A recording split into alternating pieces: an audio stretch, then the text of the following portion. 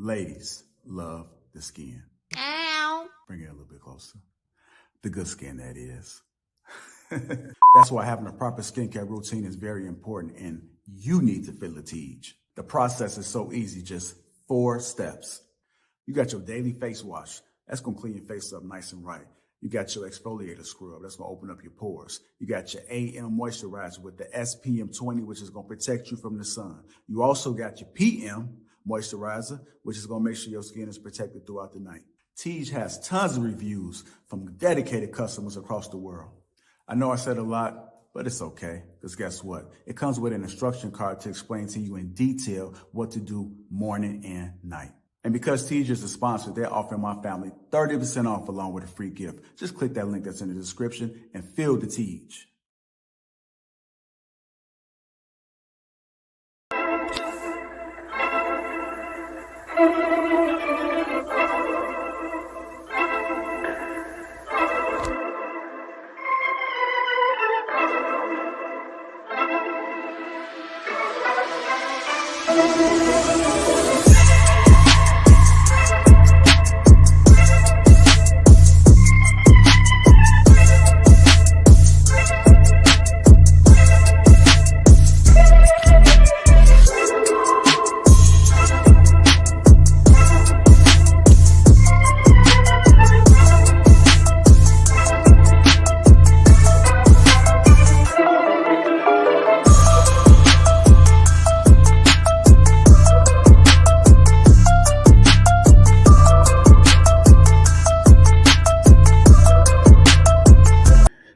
The difficulties raising dating standards causes. So I'm going to go ahead and play this clip. Consideration from a woman until I got it. And now I be goddamned if a woman come by here and not be considerate and I let her slide. I didn't know that I needed to be spoken to in a gentle way until a woman did it. I didn't know I needed to have space held for me emotionally until a woman did it. So do I expect way more? And don't that's not even to mention the work that I've done in my own life. This is about, yes, men actually are raising our standard. It's happening slowly and surely, but it is happening. And I think right now we at this stalemate because women are raising theirs too. You feel me? So we all kind of looking at each other like, what else do you do? You know what I'm saying? Because no, I'm gonna keep it as candid as I can. For the longest time, money was enough. It was enough. You make you a decent living, you could find you a woman. Whether y'all loved each other or not wasn't the point. Y'all could find somebody. You had some on you, you could bear some kids, take care of a home, you could find you a man. That's not gonna work for nobody no more. So men are like, all right, you got shorty, what else? The last chick got that. Like, I ain't even have to work for that. So if you don't got more than that, what's up? And the same thing with ladies looking at the men, like, big dog, I got my own 6 figures, so what else do you do aside from come with money? So it's like, yes, we are all raising our standards. What the problem is, we've hit a stalemate because this is new territory for everybody. All right, so he said a couple things in there that I really liked, and I think he highlighted the point how dating is different in 2024. It's not like how it used to be. One of the things that he said was that men are raising a stand. Well, let me start here. He said that all men really had to have was money, and they was able to find a good woman. Shane, you think that's a true statement? What he said? You agree with him? What did this last part you just say? And they find a good one right before that? He said that back in the day, or how it used to be, all men had to have was just money in order to get a good woman. If he had money, he was in the green. Do you think that's a true statement? No. In your opinion? You don't think? I don't think that's true. I think that so historically, if you look at all races, possibly, but I think that it's always taken a little bit more than that. But money does help, I must say. Now there are men who only offer money, and those men, for sure, it's going to take a little bit more than that. But I think that most men who don't have money are in relationships, so that's why I don't believe that. And they've always been in relationships, so that's why that in our community. I'm not talking about anybody else's community. So that's why it gets a little bit of, I don't know. But I think that there is a growing thing that's saying, oh, if you got money, then you'll be able to get these girls. And that's not true anymore. I do think that the thought process of that is not true. But as far as if I look at history and the reality of things, I don't think you've necessarily had to have money to get a woman. What do you think men are raising their standards? No, I don't. Okay. I think it sounds good because this is what I see right here. A lot of this, right? But when you look at people and what they're actually doing, it's not matching. Now, I do believe that men of a certain age are raising their standards because they've been there, done that, and they kind of learned a lesson. And they're like, oh, at this older age, I just want peace. I mean, but who at an older age doesn't want peace? So I think it is an age thing. And I think that it sounds good. Okay.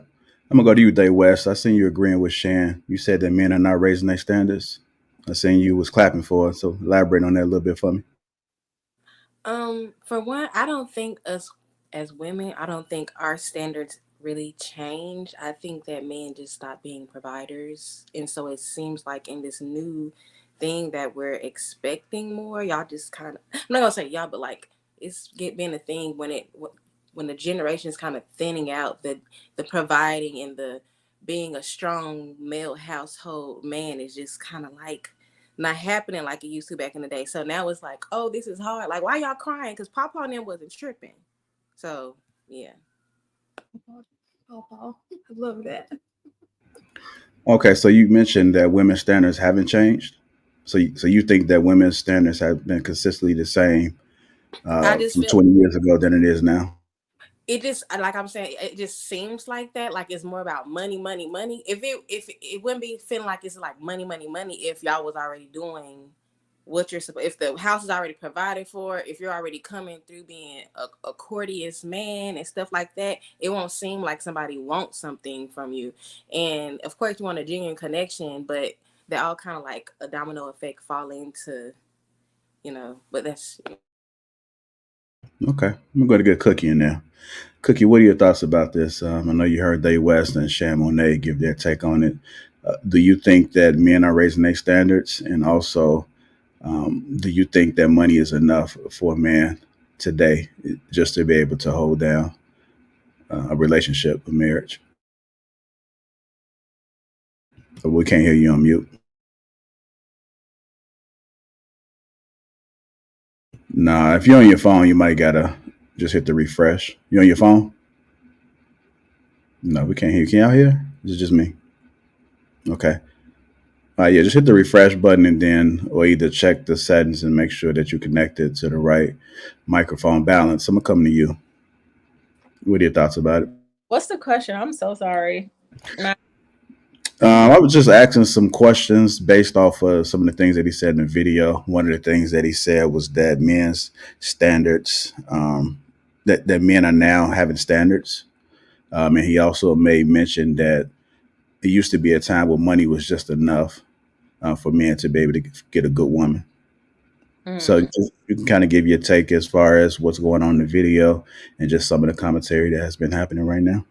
See, videos like this is strange to me because we all know men are not the same and women aren't the same. So maybe some men changed their standards. Yes, maybe some men didn't. So it's just kind of a moot point. I don't really get it.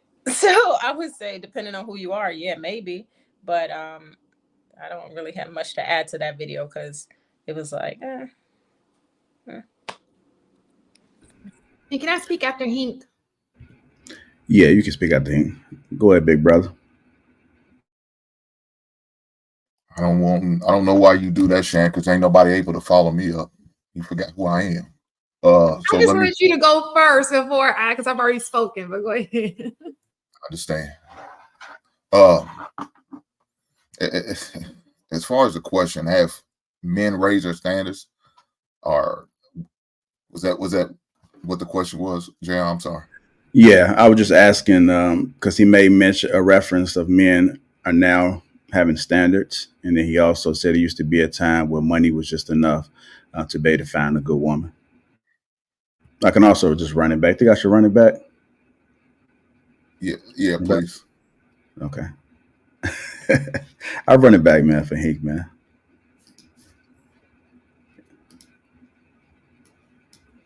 I did not expect consideration from a woman until I got it.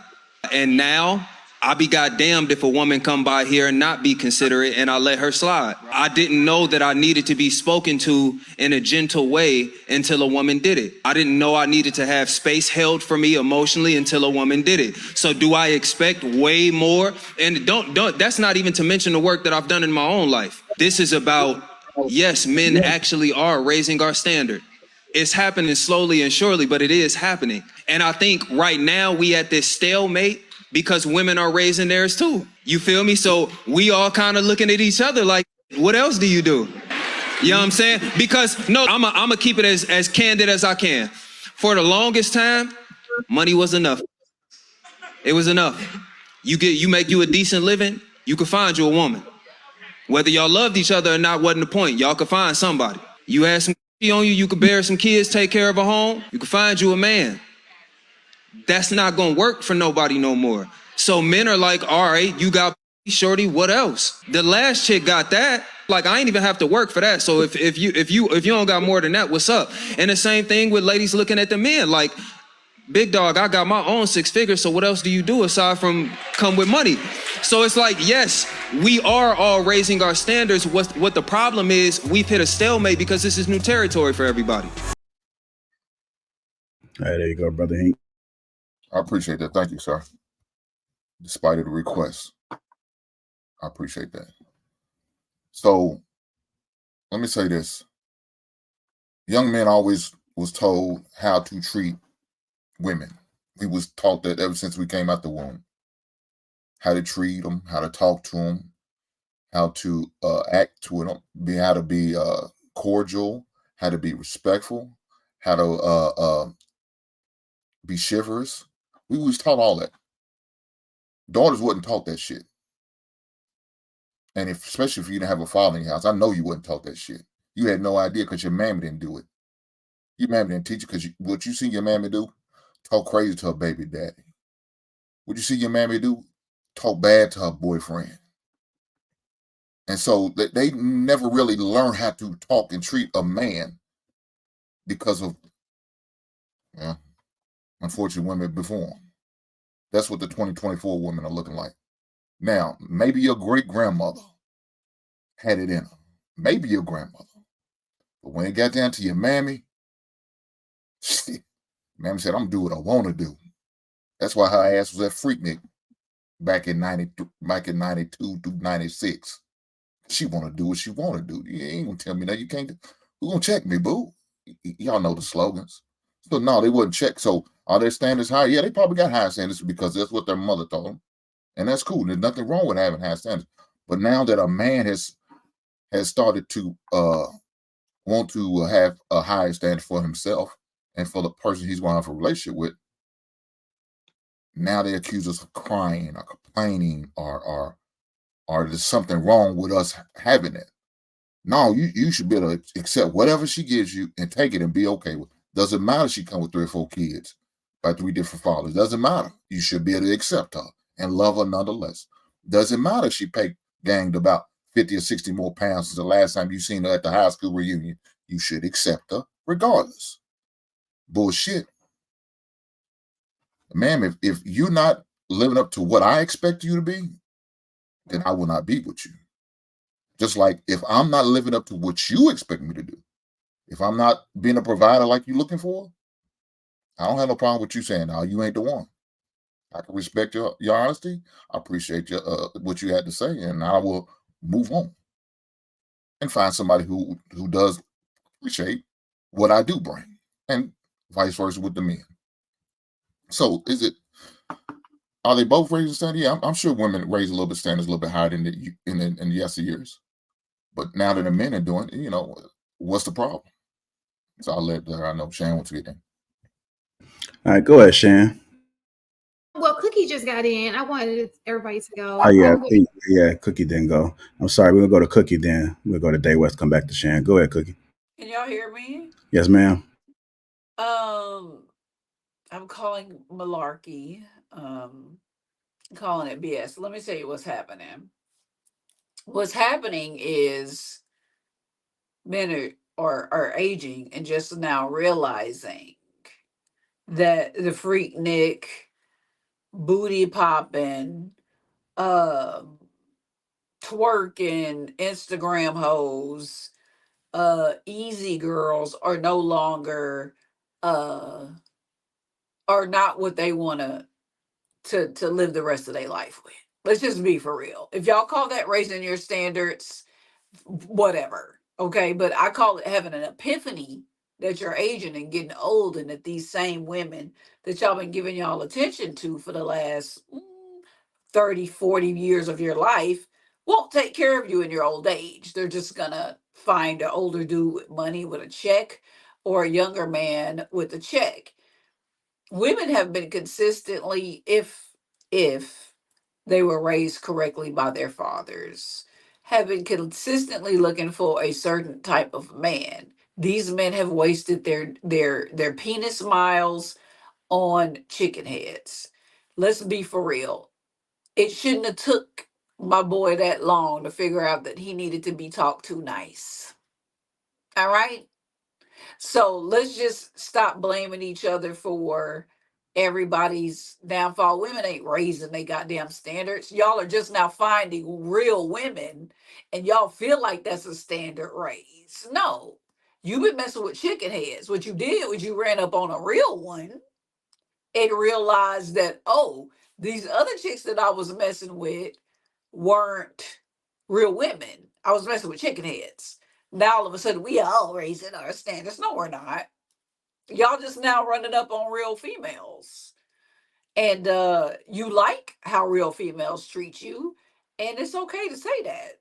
Why are we dissecting this like, oh, we're all raising our standards? No, you're not. You just now finding a utopia of good women that are actually out there, opposed to the women that you was having the one night stands with. Because we all know that most men have no problem sticking their thing in anything. But a lot of women spare themselves those types of men, and y'all are just now running across them. And you feel like you're raising your standards, but that's delulu. No, you're not. You just running across. You found a woman that you actually liked, is what happened. It's crazy. What? All right, go ahead, Day West. Yeah, she kind of like was going where I was going, because it's like they wouldn't have been at Freaknik if nobody was able to watch them at Freaknik. Like, they weren't Freaknicking by themselves. Let's get that understood. And secondly, just like, it's just crazy how you just spewed out your mouth. Nobody, mama, auntie, didn't teach them nothing. Some of us was raised by our grannies, for one. And secondly, like, y'all didn't have no daddies. How y'all gonna say we didn't have this or that? Like, y'all was taught by women, and hopefully your mama raised you to be the man that she would have wanted in her life that she did not have. But anywho, I was raised and seeing my aunts and my grandma them keep things under wrap. Like, they keep the family secrets or what's going on in their household, and being very meek and modest. Like she said, like, the problem is women became too accessible, and y'all thought the grass was greener on the other side, and y'all was trying to mess with all these women, and then you met that divine feminine that you ain't never had before, and that's what happened.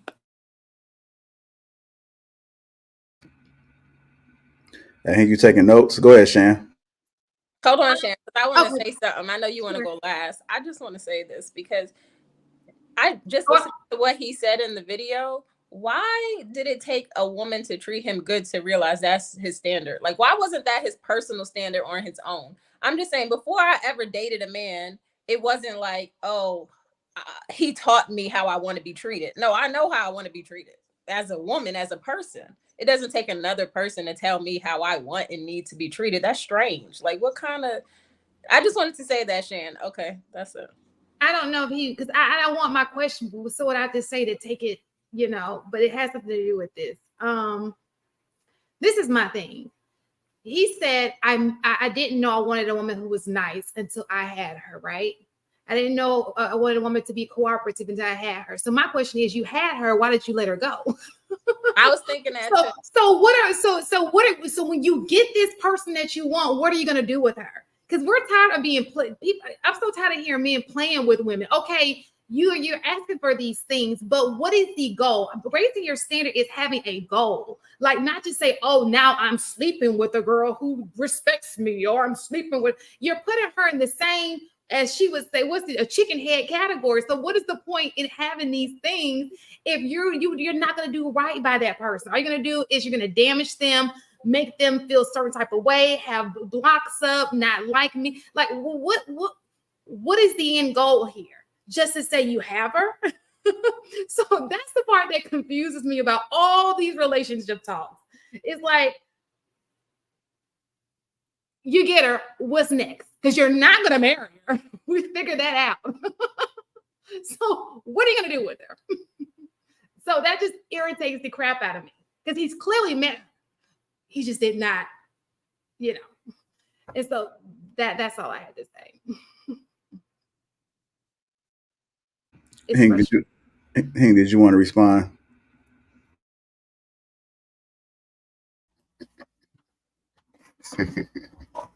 So it shows what I said. The hit dogs was hollering.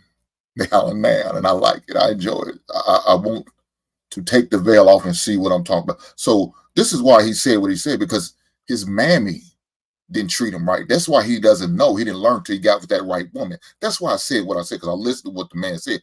He didn't learn till he got to that right. He know his mammy wasn't the right woman. He accept that. My mammy ain't shit. That's what he had to tell himself. My mama ain't shit, because she never taught me how it should be treated. So I blame it on his mama. That's the reason why he didn't learn that, because his mama didn't tell him shit. His grandma more than likely wasn't shit either. So to say, the father in life, okay, it could be the case, but why is the father not in the life? Now let's ask that question. Why? Because the mother wasn't shit, she ran his ass off? We can't act like every woman you get with is the perfect woman, a nice woman, a good, cordial, upstanding type woman. No. Y'all some badass heifers out here. Some of y'all heifers ain't got that act right in you. And it ain't nothing you could do about it, because you see your bloodline, and your bloodline's trash. So you need to blame that on your ancestors. Don't put that on that man. Now you're going to put that poison and probably more likely regurgitate some more of these kids you should have swallowed. Instead, you're going to put them out in the earth, and now we got some more poisonous ass bloodlines going to continue on. That's bullshit. So, ladies, I understand why it hurt. Y'all don't like it. You right. Was dudes out of freaking? Yeah, they was. But let me tell you what they probably wasn't doing. They weren't trying to wife these heifers up. They was trying to fucking get up. That's it. 20 goddamn minutes. You treat a hoe like a hoe. A hoe should be treated like that. Lie to a hoe. A hoe don't deserve the goddamn truth. You treat a hoe like you should treat a hoe. And when you run into a lady, you treat her like one. That's why that man said to say, man, I had to stand there. She told me, because he ran into a lady. Now, why he kept, I don't know. Any reason. Maybe they just couldn't get along on certain days. Just because she's nice, just because she's cordial, don't mean we can still get along. She may be respectful and all those things. Don't mean we're going to remain together. Maybe there's a difference in something that we couldn't get over. Whether we see difference in our religious beliefs. Maybe our spiritual belief, or how we raise kids. We just couldn't see eye to eye. So I couldn't see myself further in a relationship with this woman, because I can't get past that. I want to homeschool my kid. She won't send my kids to public school. I want her to be a stay-at-home wife. She doesn't want to. I can't hold that against her. If that's what she don't want to do, I'm not going to fight her. I'm not the guy for you. That's what the man had to say. And he moved on. I don't know why he ain't with the woman. I know y'all trying to figure it out, and that's cool. I'm just giving my suggestions, my opinions about it. But I never was trying to figure out why he wasn't with the woman. All I said was, I didn't say you was. I didn't say he Oh, was. okay. I was just making sure It because doesn't the way matter. It does, Cookie. It you doesn't matter. jab step like Cookie, Bo Jackson around the Cookie. It answer. doesn't matter. Come on, I didn't interrupt y'all conversation and y'all rant. I didn't say anything. Oh, you I stayed on paused. mute. I thought you were done No, I with the malarkey, but appreciate you. Thank you, ma'am. But I'm not. I'll let you know. So, yeah, that stuff is irrelevant. I mean, look, if that man wants what he wants, he wants what he wants. So why does he feel like he stepped the standard up? I don't know. Maybe he realized he did. Maybe it took some other men to get in his life and sit there and say, hey, dude, the reason why you getting what you getting right now, or you not getting what you think you should be getting, because your standards are low. Your standards in the basement. Take them to the ceiling. Matter of fact, don't even put a roof over your standards. That's how high they should be. And move from there. Go ahead, Cook. I know you want to get in. but we're saying the same thing. I just didn't say it as nicely. You do realize that, right? I just No, want you. we didn't. Yeah, we did. Because all I said was the man ran into what he was dealing with trash, and the man ran into a woman that was not trash. And now he feels like his standards have been raised because he ran across a real one. That's what I said. I never asked why they didn't end up together. I don't care. I just know that if it took him from going from chicken heads to a real woman to realize, oh, this is probably how I should be getting treated, then whose fault is that?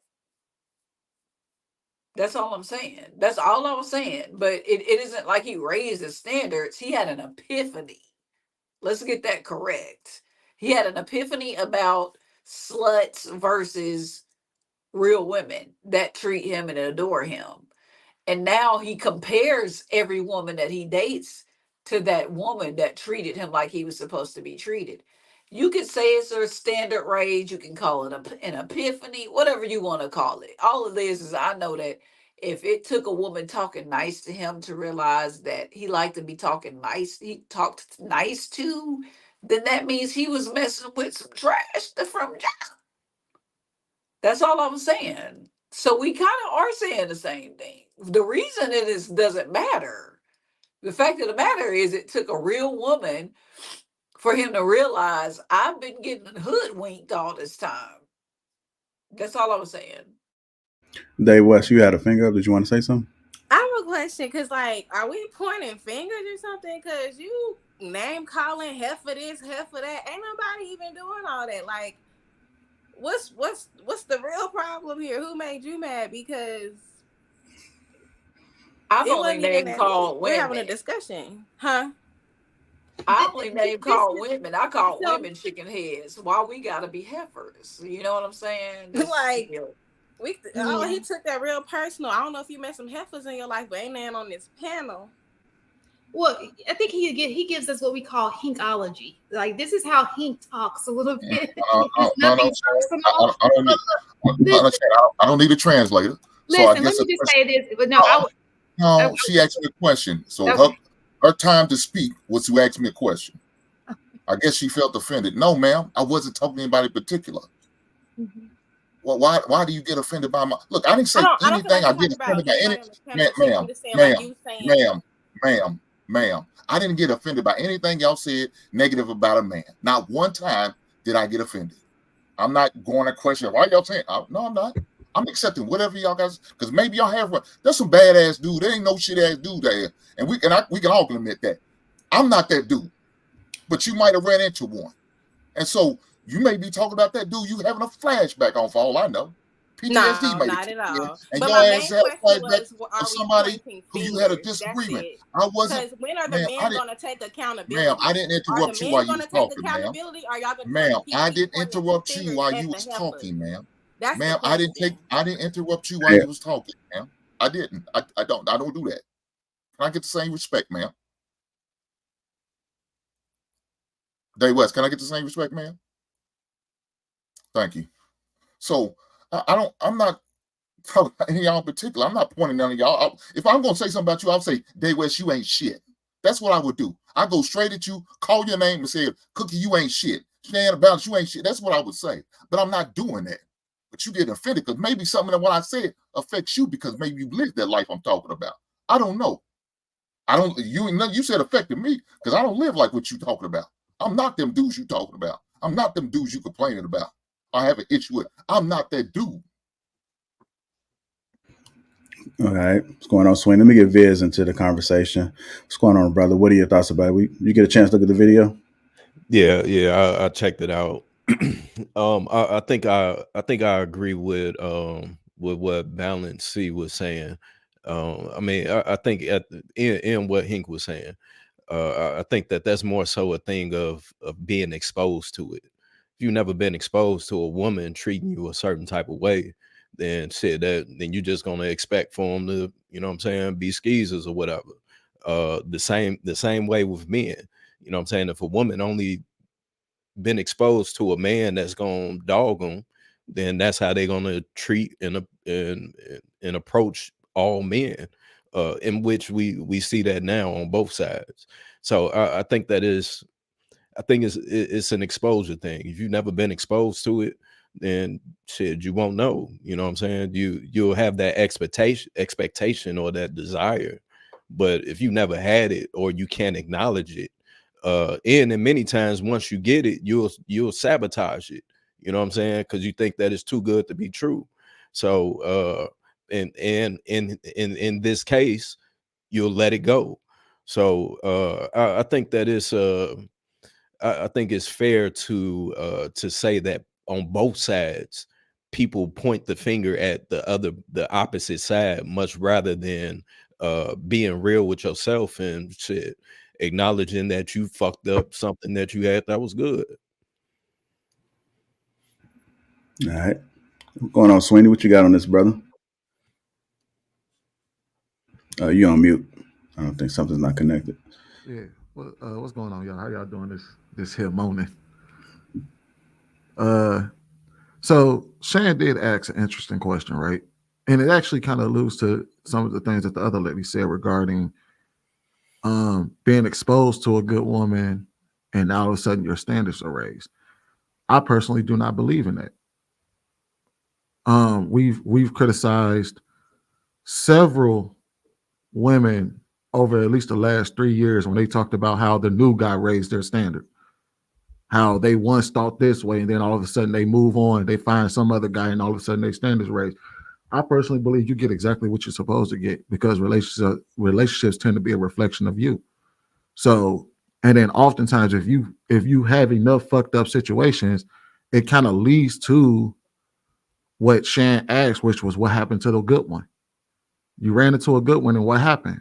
It's probably because when you consistently have shitty situations, you tend, and especially if shitty situations are a reflection of you, you run into someone that was actually good. Sometimes you fuck that up too. That's why he's probably not with her. So I think it applies across the board. So I just think that we asking the questions and we already know the answers. That's pretty much all I got to say on it. So Yeah, I think a lot of. Go ahead, man. Go ahead. No, I was just gonna say I think a lot of these topics we overcomplicate it. You know what I'm saying? Like it's simple. If just as Sweeney said, if you have a terrible personality or no integrity, then that's what you're going to attract, and that's what you're going to continue to attract until you change it. So motherfuckers just got to take self-accountability for the type of people that you're attracting and choosing to invest your time into. That's not so much, I don't think, on the other person. That's on you. There's always going to be ain't shit niggas. There's always going to be ain't shit females, and it's always going to be amazing women, and it's always going to be amazing men. Which one do you decide to invest that time into? And if you got a habit of choosing ain't shit niggas, then clearly you like ain't shit niggas. It's not that complicated. Go ahead, Hank. No, I was gonna say, Sweeney, the reason why he didn't know because he had to wait till he got that right woman, because his mother probably wouldn't like to teach him that. His mother probably didn't show him how you should be loved and show to be loved on. I don't think, my opinion, I don't think that's what happened. When when you look, when a son is young and they love upon you and they show you how to how you should be treated and carry on and talk to, and that you move differently. If you had that mother type figure in your life that was like that. Now, if you had a mother was the only thing you see was chaos and the only thing is around her is chaos, you think that's the norm. And all of a sudden you flip the script and you find this good woman, it's like, shit, what the fuck? What? Man, I like this feeling. I like what's going on. I like the way she's talking to me. Yeah, my mother didn't talk to me like that. I'm just going to give my an other girlfriends, example. my other girl, come on now. That God bless. Can we hold our tongue until I get finished? I'll be done in a second. I promise you, Cook. So, if that's the case, he what is he supposed to do? He learned it. Now he's got to make adjustments. Ooh. And like more like you don't miss a good thing till it's gone. That's the old cliche. You don't miss a good thing till it's gone. And now he looks back and like, damn, I fucked up. So go ahead, Cookie. I know you want it bad. I don't know how we got on the subject of how he lost a good woman. Who cares? That wasn't the subject. First of all, he asked us about the actual raising the standards part. Who cares how he lost a woman? That's one. Two, so you saying it's the mama's fault men was out there at Freaknik? That's not what he said. No, he No, knows. Let him speak it. Let him speak it. No, ahead, because Cookie. you was like, well, the mama and this and that and blah, blah, blah, blah.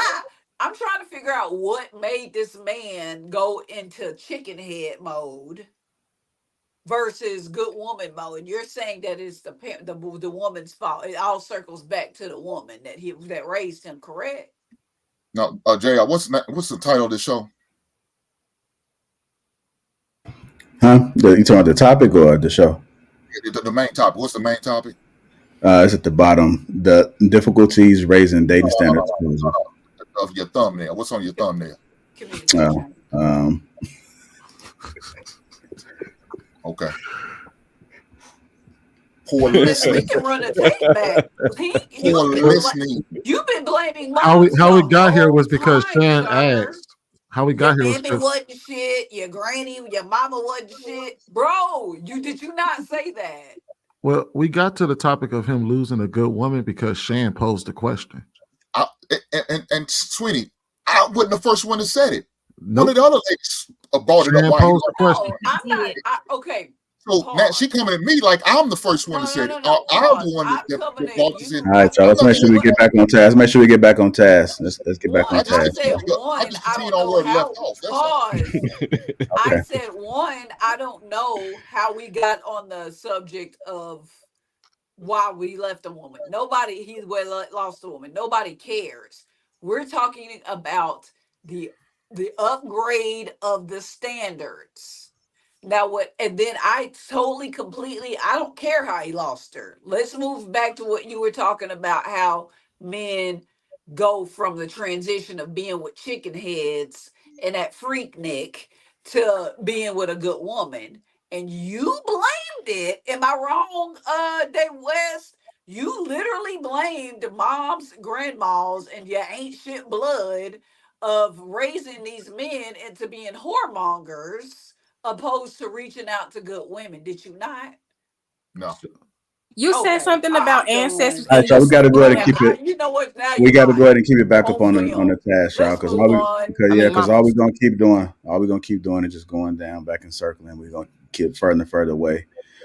Did everybody get a chance to speak on this? That they wanted to. Sweeney, did you get a chance to speak? I was gonna say that I wanted to ask Hank, because Hank did address me on one thing, and I would say, let's grant your argument that it was because of his mother, right? How does a son learn how a woman's supposed to treat him?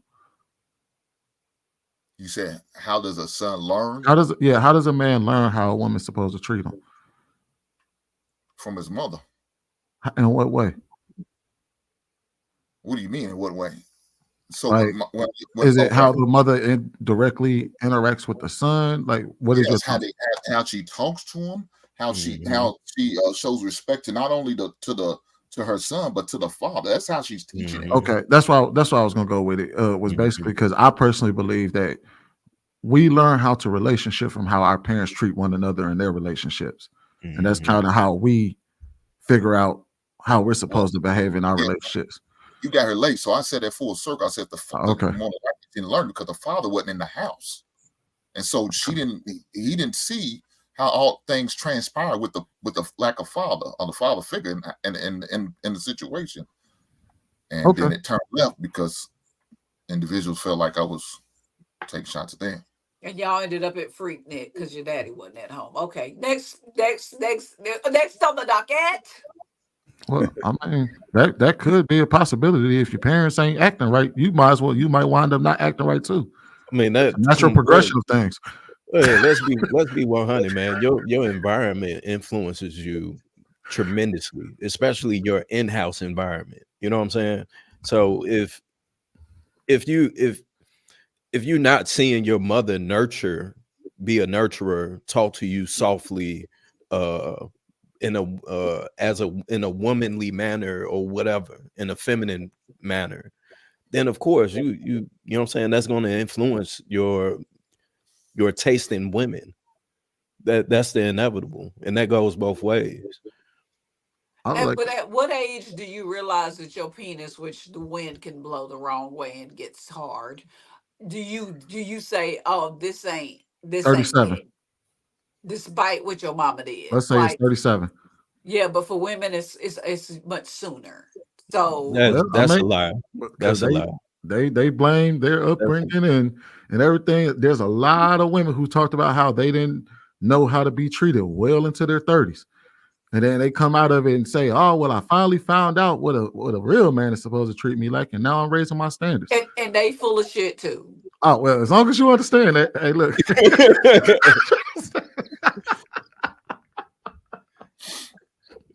As long as we have an understanding. All right, like I know we're about to get ready to bring this to a close, but what are some of the things that we can do, right? I mean, this is happening every day, and it's happening whether we are present around it. There's still our single family homes. There are still we still have daughters that are not being raised to be wives, or at least to be respectful. We have men that's going out here. We have young boys that are being raised to go out here and just do whatever they want to do when it comes to women. So what are some of the things that you recommend for people that's in these situations or in these households that we can provide to them some advice? Take accountability. It ain't there's no difficult answer to it. Simply take accountability, period. Well, can you be a little bit more specific? Because you just say taking accountability, and somebody may not know what that looks like. Is it more in the action? Is it more, because some people are just not gonna get it. Some people don't see anything wrong, and they're not trying to hear. They're not trying to hear anything that anybody else is telling them as far as their wrongdoing. I mean, it's as simple as carrying yourself in the manner that you want to see in your child, because that's the fact. That's the truth of it. If you're doing nothing but blaming men, blaming women, you blaming white people, whatever, for all of your problems, then you just gonna be a dysfunctional human being growing as you continue to grow. Period. And you won't be able to take accountability. So it's one of those things of where if you don't want an ain't shit man, stop being an ain't shit person. Spouse, stop being an ain't shit person. You know what I'm saying? If you want to be respected, carry yourself in a respectable way. Like the shit is not difficult, but for whatever reason, we make it difficult in order to point the finger at somebody else. I don't know if that answered the question or. Yeah. I just wanted to get something concrete that somebody can feed off of. It may not resonate with everybody, but hopefully somebody can take and receive it. One of the things that I'm gonna just say is it's never too late to start.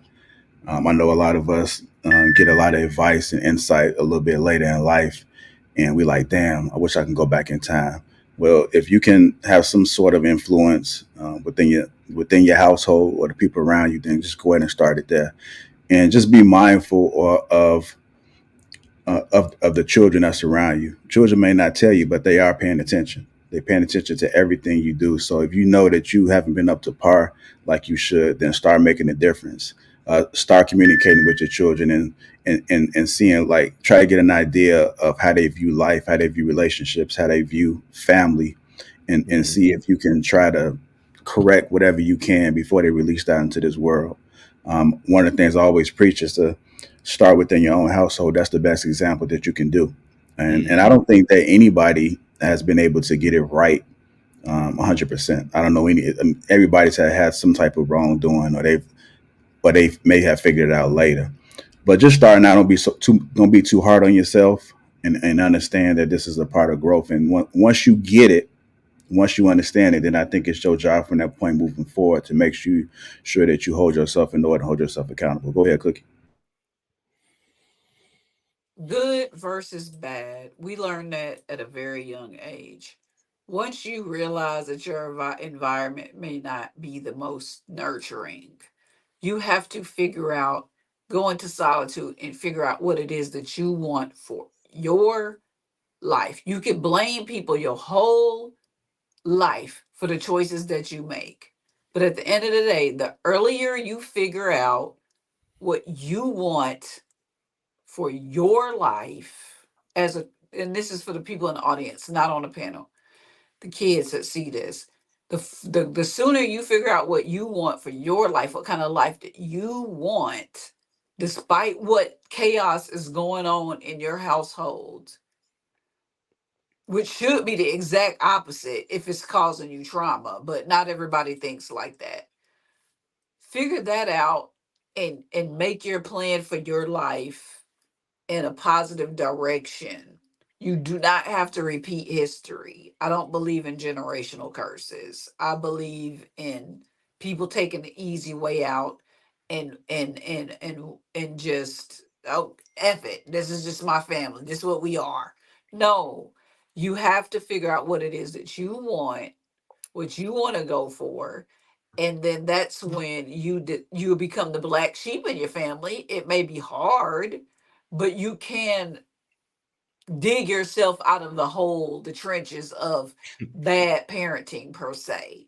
And your self-esteem, you got to have it. It's called self-esteem for a reason, because nobody can give it to you but yourself. If you, no matter who breaking you down, who's telling you you ain't shit, make sure your self-esteem is on point and that you know that who you are, and that could prevent this whole situation. It could prevent so much. All right, I'm gonna go ahead and keep it moving, man. I appreciate the advice you guys are giving, and lastly, just have an open mind. Just be open to hearing other people's opinions. And I think the next couple of topics we'll probably be able to open that lane up. But you got to have an open mind. I don't think nobody knows everything, and how do you know if you're right if you're not listening to the opposition? So just have an open mind and be able to see if your method or your outlook or your mindset is totally in order. Like, you'd be surprised how even somebody that's homeless on the street can be able to provide you some gems if you're willing to just listen. Facts. With that being said, hit the like button. Also, make sure you subscribe to the channel. Let me get to these super chats. Big Ann 11, $10 says, "JI, can we do a wellness check on Big Hink?" Oh, we did this. Okay. Shout out to Eric, man. $49.99 super sticker. Thank you, Eric. Much appreciated. Dedicated to my children's future. Gifted 5 Lapeef Network memberships. Want to thank you for that. Juicy Works Shaw, $199 super sticker. And lastly, Into the Black Dragon, $5 says, "Men have different standards. What qualifies you for sex is not the same qualifications for a relationship and not the same qualifications for marriage." I want to thank everybody that donated. I think I got some more. Maybe. Yeah, I do got some more. Eric Gilbert, $5 for him keeping it 100. Eric again, Macho Man, Hink in the house, $4.99. Big Ant, 11, $10 says Hink, I was at Freak Meek in Daytona Beach and I turned out just fine. The laughing emojis. And then Enter the Black Dragon, $10 said the solution for our problems is YouTube panels. We talk about relationship dynamics, problems, experience, and solutions. Teens and older can make a better dating decision knowing there are consequences. I got everybody, I believe. If I haven't, I apologize. Let me know, and I'll circle back around and make sure I do highlight it. And thank you again for your contributions. Hit that like button. Make sure you go ahead and share the stream. Let's go ahead and get into our next topic, which is how to put people in their place. How to put people in their place. Here we go. How can you effectively put someone in their place during conflict resolution? So I'm sitting here in the airport reading TikTok comments, and this question came in. And the first thought I had when I read it was, why would you want to do that? Believe it or not, the answer to the question is quite simple. If you want to put someone else in their place during conflict, all you have to do is be a little louder than them and dominate them with your presence. If you're quick-witted, you can try making sharp and decisive counter-arguments to everything they say. And for added effect, you can point your finger at them and make threats. The real question is, what will any of that get you in the end? Look, if you follow me here, you know that I don't advocate for trying to control what other people do during conflict. I'm all about managing the conflict within ourselves because we can't dictate what other people do. Now, if you're the kind of person who feels inclined to put someone else in their place during conflict, ask yourself this question. How would you like to be put in your place? Like, how would you like to be berated, talked down to, or corrected harshly? Because most people would prefer to be respected, listened to, and understood. And when we know that we don't want to be put in our place during conflict, we shouldn't endeavor to do the same thing to someone else. Look, I've told you guys before, the keys to effective conflict resolution are to preserve your character, to maintain your composure, and to focus solely on the things that are within your control. And just because someone else isn't willing to do that, doesn't mean you shouldn't. Mm-hmm. All right, how to put people in their place. How to put people in their place. Let me see. Who want to go first? Let me ask that. Who want to go first? Go ahead, Day One. Day West. This goes back to when I say meek and modest, and it's something sexy about a person that can be meek and modest and talk to you without raising their tone and literally just like their body language and just talk to you like without all that. You don't need aggression to get your point across. You don't need to yell to get your point across, and you don't need any hand motions to get your point across. Hmm. Okay. I had a follow up question, but maybe I go ahead. One cookie. You gonna come to me in the most sensitive part of my life. All right. Conflict resolution. Because I'm a teacher, I have learned that the best way to resolve conflict or put someone in their place is with silence or with looking at them a certain type of way or with contacting the person that has power over them. So my panel character, which is a character, is different from my outside of YouTube character. I need people to understand that. On panels, I don't know these people. Sweeney, I mess with Sweeney. Me and Sweeney's smarter than people think. Sweeney get a lot of flack, but a lot of things Sweeney say go over his head. Hink, he a caveman. I give him flack for that. Some of the other people I don't know. The ladies, I'm gonna always respect women because I love women. Black women are just everything to me. I have sisters. But as far as putting someone in their place on a panel, we're all good until you cut me off or try to prove a point about a fact that I'm telling you that I've studied and I'm telling you is true and you're calling me a liar. That's when I put somebody in their place. Other than that, I'm not really an argumentative person in real life. I'm quiet. Even anybody in my family will tell you that I'm almost a pushover. I feel like being that person that kind of watches and looks at people, because I'm a Gemini and it observes people, um, and maybe says something slick other than being real rowdy about it is more my character. And I think that's the best way to move about it in the actual real world. The internet is something different though. This isn't real. This isn't real to me. No shade. But in the real world, to sit back and look and just look at people kind of like they're crazy. Robert Downey Jr. said something so profound to me. Yes, drug addict Robert Downey Jr. after he got sober said, sometimes you need to just smile and nod and do it the fuck you want to do anyway. And that is something that I keep with me because sometimes conflict resolution is okay. And then just, I'm going to do what I want to do anyway. Because at this point, you're just not going to hear me anyway. So I'm not an argumentative person offline, but online, when it's a panel/debate, yeah, I'm going to get with you because I'm not able to do it anywhere else because I'm a teacher and I'm a public figure outside of here. And I the have best way to do it is silence. Real G's move in silence like lasagna. I have a question for you, One Cookie. So, you said you're a character on YouTube. Yeah, So, absolutely. are you a character on YouTube to be entertaining? To be fun, for this to be fun. Otherwise, I would get bored because some of the mindsets on here bore me. Not everybody. You're intellectual. I had an amazing time with Lady D. JR's intellect. There's a lot of intellectual people. It just depends on who the panel is. So you mean it's fun and entertaining for you?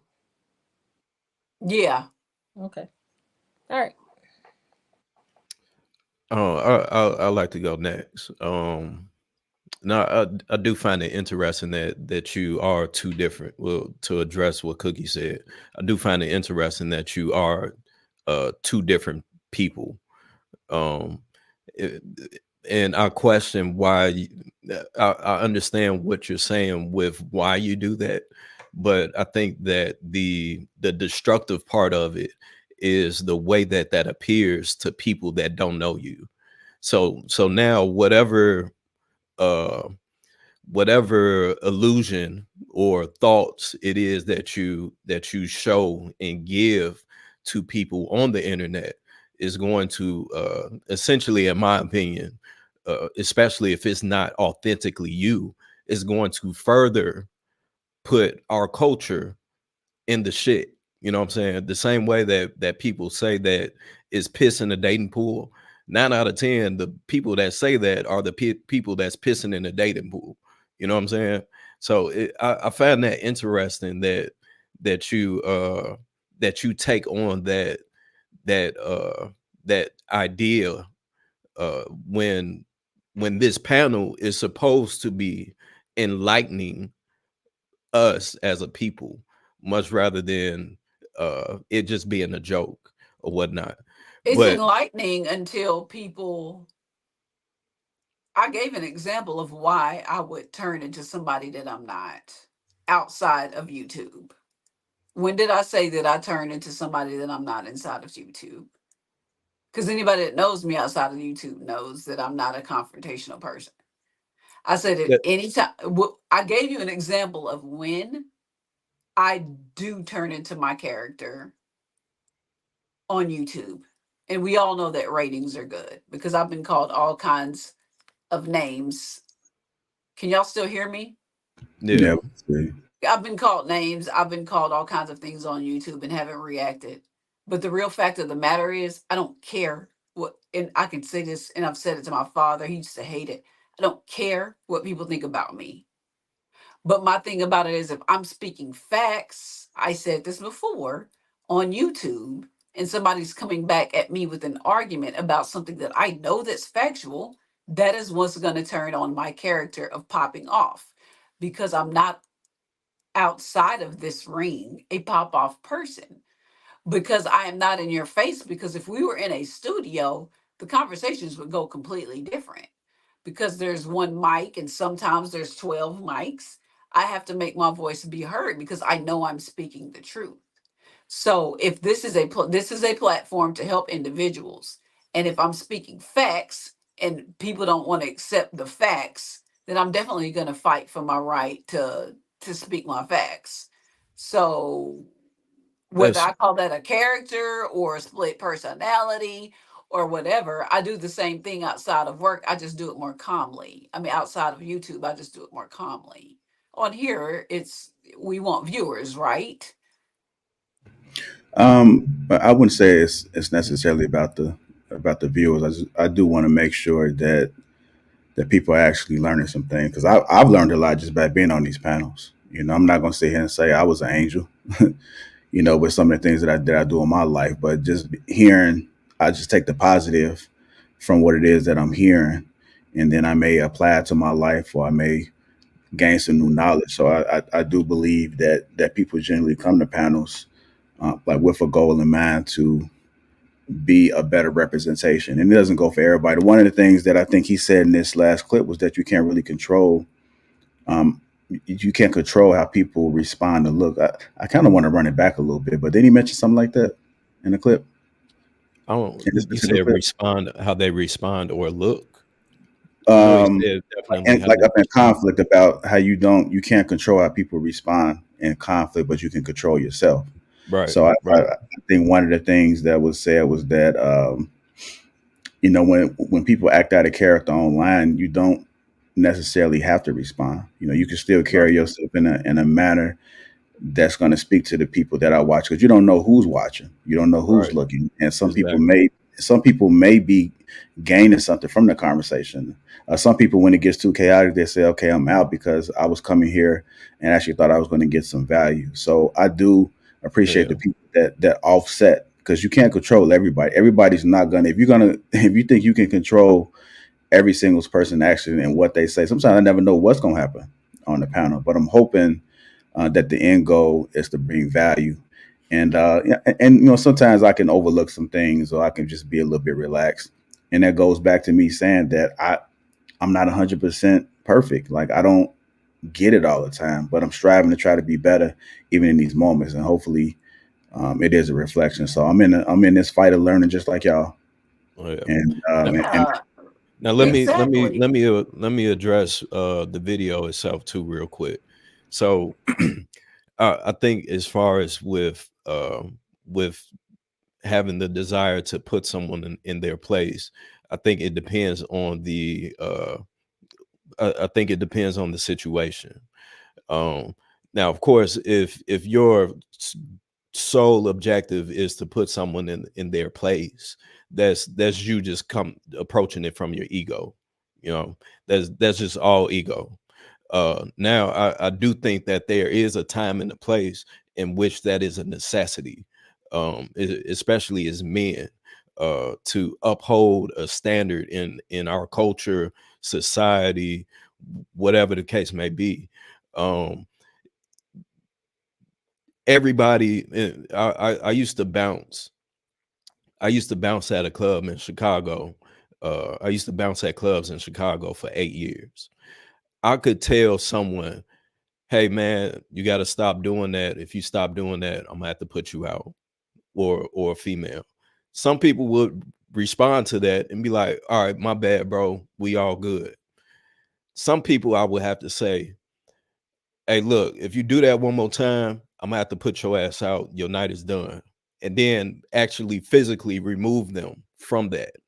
So there's a time and a place in where there's some people that you have to put them in their place, because if you don't, nobody else is doing it. So they're going to continue that repetition of thinking that it's okay for them to do it. So I think that it depends on the environment, on the situation, the case. But I think that it's a time and a place for all of it. But if you're just intentionally going out and looking for conflict, then you just that's just you're just a poor uh citizen of society, in my opinion. go ahead, Dave West. Yeah, cause I'm with him, cause like saying you're gonna put somebody in their place, it just sounds like vindictiveness. Like that's all that sounds like. There's no need, like time and place, like you said. Other than that, there's no need to be trying to prove your point and prove your ego by being vindictive. And like Cookie said, sometimes it is okay to be just silent. Sometimes like silence is louder, but that can also come off as being passive aggressive in the certain situations. All right. Go ahead, Brother Hink. Or Sweeney, you want to go? Either one of y'all can. All right. Go ahead, It's I don't think it's ego. I think it's human. Somebody violates you, you're gonna want to put them in their place. That's just how this world operates. I come in, like Dayway specifically, I come in and I start calling you out your name, right? Very first thing you're gonna do is try to check me, i.e., put me. You want me to stop. So the first thing you're gonna do is try to check me and get me to stop doing it, or you're gonna defer to those who have, which leads to my next point, power over me. Because to truly actually put somebody in their place, you have to have the monopoly on force and power, or be able to defer to something that does. So, for example, on these panels, the reality is most of us can't check nobody on these panels, which is the reason why a lot of these conversations devolve into shouting matches to begin with. Is because, like, man, he go at it. He can't do shit to me, and I can't do shit to him. But that's ego. It's not ego, it's a reality. You know what I mean? Like, I want to say what I want to say. He wants to say what he wants to say. But there's also power. Oh, sorry, I thought you were done. And technically, the only person who can curb all of that is the person who has control over the panel, i.e., JR. So he can technically kick us off the show, mute our microphones, whatever, and that will be technically putting us in our place. But if you let two people go, there ain't nothing that can stop us from going. So to really truly put something, so I take what Cookie said and what the other guy said also, what the guy in the video said is that the reality is because it requires a monopoly on force, or you have to have the ability to control that person or their consequences or their outcomes. You can only control how you react and how you handle things, because the reality is you can't do shit to them.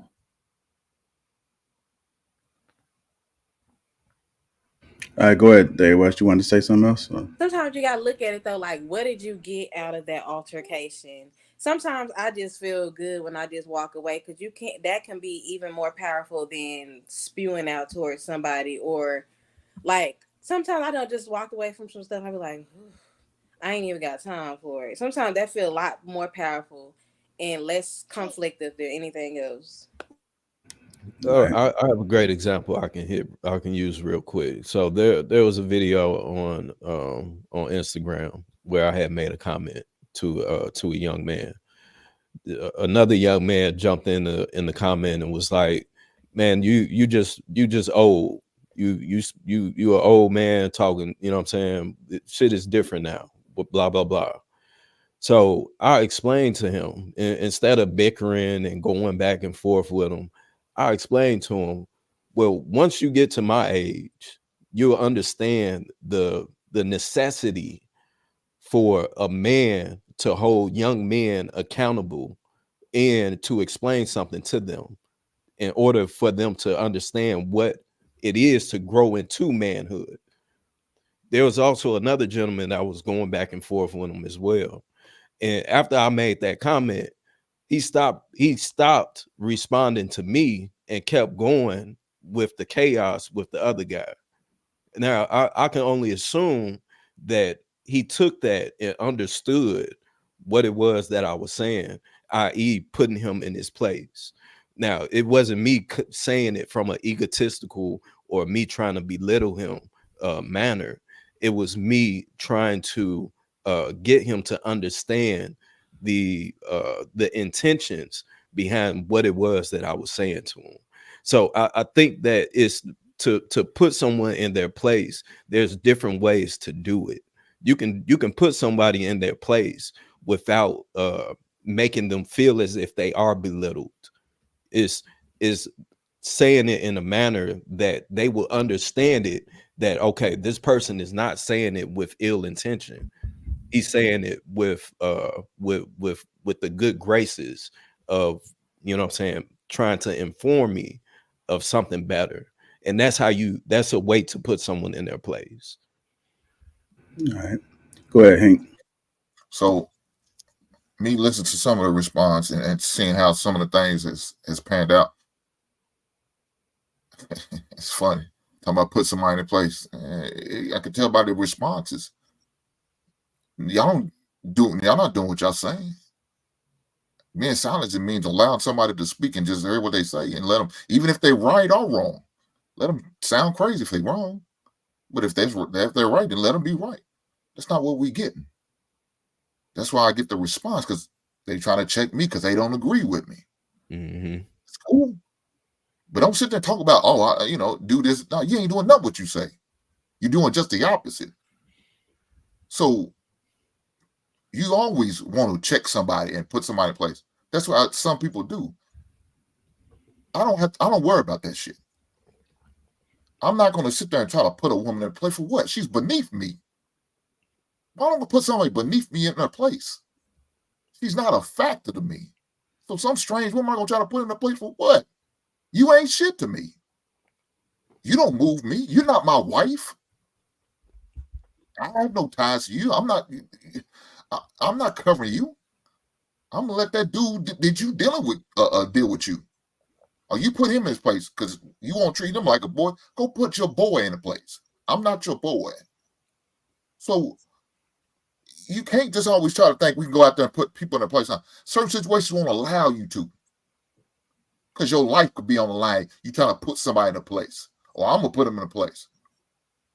What the hell you talking about? You're gonna put, and then gonna end up not living anymore. I come up deceased because you wanted to prove your point. Like I think my man said, your ego gets in the way, and you want to just let it be known. Hey, I'm this, I'm that. Okay, say all you want. I'm just going to ignore you because you're not a factor to me. Man or woman, you're not a factor to me. You don't mean shit to me. So fellas, don't. I say it all the time. Women shouldn't move you like that. They shouldn't move you like that. And if they do, you're a weak ass dude. If you allow a woman to get to you like that, that's a problem.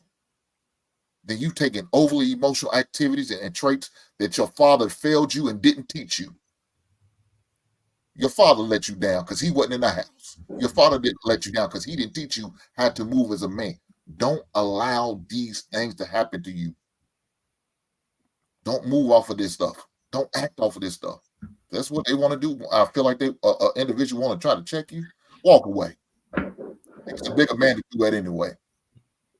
Takes a fool to sit there and argue with him. Mm-hmm. But if you walk away, she or he or whoever that person is gonna look like a fool arguing about it goddamn selves. All right, give me 1 second, Cookie. Let me get Balance and Shannon there. Go ahead, Balance. Listen, today has been an interesting day on this panel. I'm trying to stay on topic to figure out what we was talking about. I had to go get something to drink, some tea. Putting people in their place. I don't live like that. I don't even know. I don't subscribe. So I don't even know what y'all talking about. It went on a whole nother tangent. I don't argue with people. I don't put them in their place. I don't feel the need to put anybody in their place. Who am I to say what their place is? Like, I don't even live like that. So I'm gonna have a whole different thinking than this conversation. JR, the videos you picked today are interesting. What I will say about the second video is the man, he was talking about, like, why would you want to do that? Why would you want to put somebody in their place? I feel like that too. I don't want to put nobody in their place. That's not my job. I have way more important things to think about and do than trying to put somebody in their place. Like, what are we talking about? Like, I feel like this is an elementary thing. Like, maybe you wanted to do this in high school, but as grown people, if you want to walk around putting people in their place, you're not making enough money. And I'm gonna leave it there. Yeah. Before I go to Shane, I think one of the things that I'm often trying to seek when you're having these conversations is really understanding. I know that people say that when they speak in facts, I guess unless you bring up something, then in order to you can keep saying it, but they probably need to see something. Probably see something down in writing, see some type of stat, and then I think the argument may be a little bit stronger than you just saying it because 9 times out of 10, when you say it's a fact, that person, some people will search for it, but not all people. So sometimes you just got to research it, and before you say anything else, just present it. Say, hey, can I, can you share my screen? Can you put this on the screen? Other than that, everything is just personal experience, and that's why if you don't have anything that could really back it up, then just say, from my personal experience, this is what I have learned. And then I think that a lot of people may be able to digest that a little bit easily than somebody saying that it's fact. But go ahead, Shan. Oh, so we're talking about this platform, like on YouTube. No, we're not talking about the platform. We're talking. Let's get back to the video. He spoke about how to put some money in their place. What I'm hearing is that you can't really put people in their place, and that's what he wanted to highlight. I think it was the title was just a shock value, but once you listen to the video, he basically was saying, like, why would you want to put somebody in their place? That is not effective. So we're speaking on that. So yeah, I would have to agree. In real life, I don't really think I have to. I'm also in a classroom, so you of course have students, but there's a way to do that professionally. As far as adults, I really don't surround myself with people. I'm not a confrontational person. Unfortunately, I haven't been in a situation where I've had to, I guess, quote unquote, put people in their place. The only thing I'm going to argue with you about is my kids and my family, something that really means something to me. Unfortunately, that hasn't been a situation. As far as being on these platforms, I love having open dialogue with people, getting people's thoughts and their opinions on things. And then I accept what people tell me. Obviously, if I have to rebuttal, I'll rebuttal. But it's not about putting people in their place. I'm more like what you just said, JR. I may hit you with facts, or give you an example, but that's not the point in me being here. My point in being here is just to have an open conversation so I can better understand you. You can better understand me, why we think differently. Maybe we can come to a common place. I don't know. But I'm just not in situations where I have to put. Now, if somebody comes to me inappropriately and I don't know you, I will kindly redirect you or say something, like, no, that's not, but I'm just not going to be that, whatever that is. It's not feminine. Trying to put somebody in their place, that's not feminine at all. It's for what? But I will say that you in a school, and I'm sorry, Day West, I'm gonna just say this real quick. I will say in a school environment, you still, and I would hope you still put your students in their place when they step out of line. I think that the wording is what may be causing the confusion in it all. But you have to have structure. Right. So that's the reason why I didn't want to touch on school, because I said I will handle that in a professional manner. This is outside of my profession. What I do professionally is totally different what I do in reality, in real life. How I handle kids, how I talk to kids is totally different from how I talk to adults. So I didn't even want to get on that. But as far as my interaction with adults, people who are, I try not to. I don't handle confrontation. I kind of like balance, I guess. We wouldn't be having this discussion. It doesn't matter to me that much unless it is affecting my family or something close to me. That is the only time I can see myself having I'm going to, I guess, use quote unquote, put you in your place. Like, you don't touch come from my family. But other than that, I fortunately haven't been in that situation. So, it's funny that we're talking about this. I think we might be confusing two different ideologies, right? Sure. Because I looked up what it means to put someone in their place. Because I was just sitting here like, well, what the fuck does that actually mean? I'm answering the question, but I'm like, well, what the hell does that actually mean? And basically, it means to lower someone's self-esteem or humble an arrogant person. So I'm like, if you so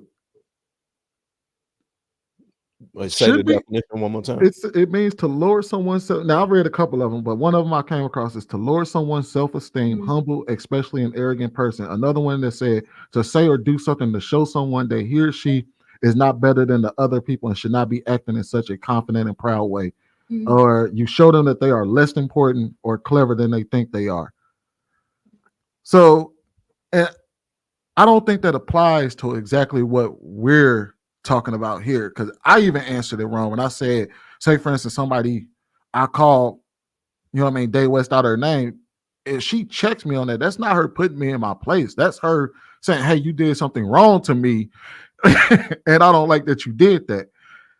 Or for instance, when Shan was talking about handling her students or disciplining her students, that wouldn't be her putting them in their place rather than correcting a bad behavior or something like that. So if that's the definition of putting people in their place, then I think Hink is kind of right, where you don't deal with people like that. You can't, if you spend your life trying to humble motherfuckers all the time, you running the wrong race. That's fair. Sure. So you're saying, so from a structural perspective, are you saying that if someone that is and again, I think it's the wording, from a structural perspective, if let's say your son, he steps out of line, right? And you put him back in his place of him understanding that he's a child and you're the adult, you're the father. Interesting take. I think that's valid. Yeah. That's how my grandmother would say, putting people in their place. I think I was taking it from the standpoint of, old school, putting people in their place, without looking at the dictionary or the Google. I'm gonna be real with y'all, because when I was thinking about it, the more I thought about it, I'm like, wait a minute, do I even know what the fuck that actually means? So, but the way that Viz, positioned it as well, I think, the way that he positioned it, I think there's a level of protection there. Also, there's well-meaning. Exactly. Because if your child does, I'm responsible for my son. So anything he goes out there in the world and does that's outside of a child's place can directly not only affect him in a negative way, but then it can affect me. Absolutely. So, but I mean, that's valid. Then you would technically have to, because that's what I hear when someone says that you're putting them in their place.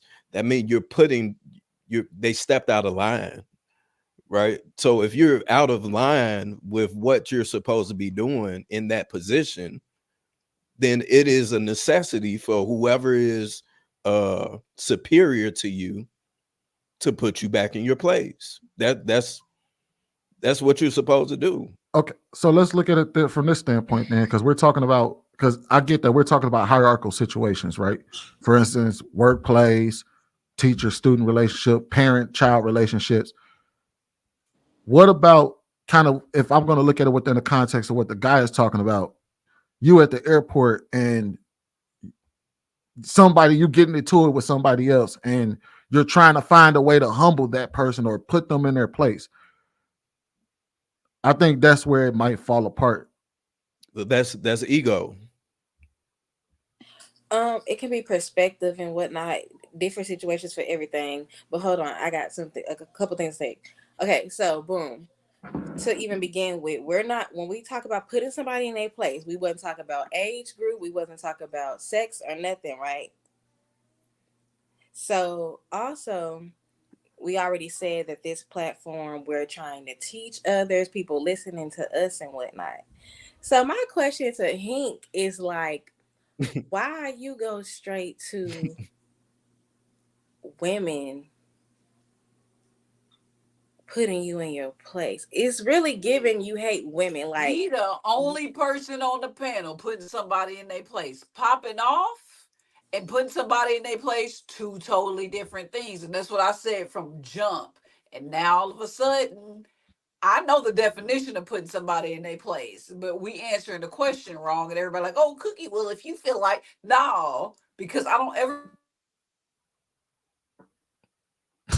It looks so, the optics look so bad. So finish your question, ma'am. Hey, she's not here right now, but I did want to ask you. No. The woman that started actually, Cookie just interrupted. I ain't worried about her. Sorry. Dave West is here. Finish your question, man.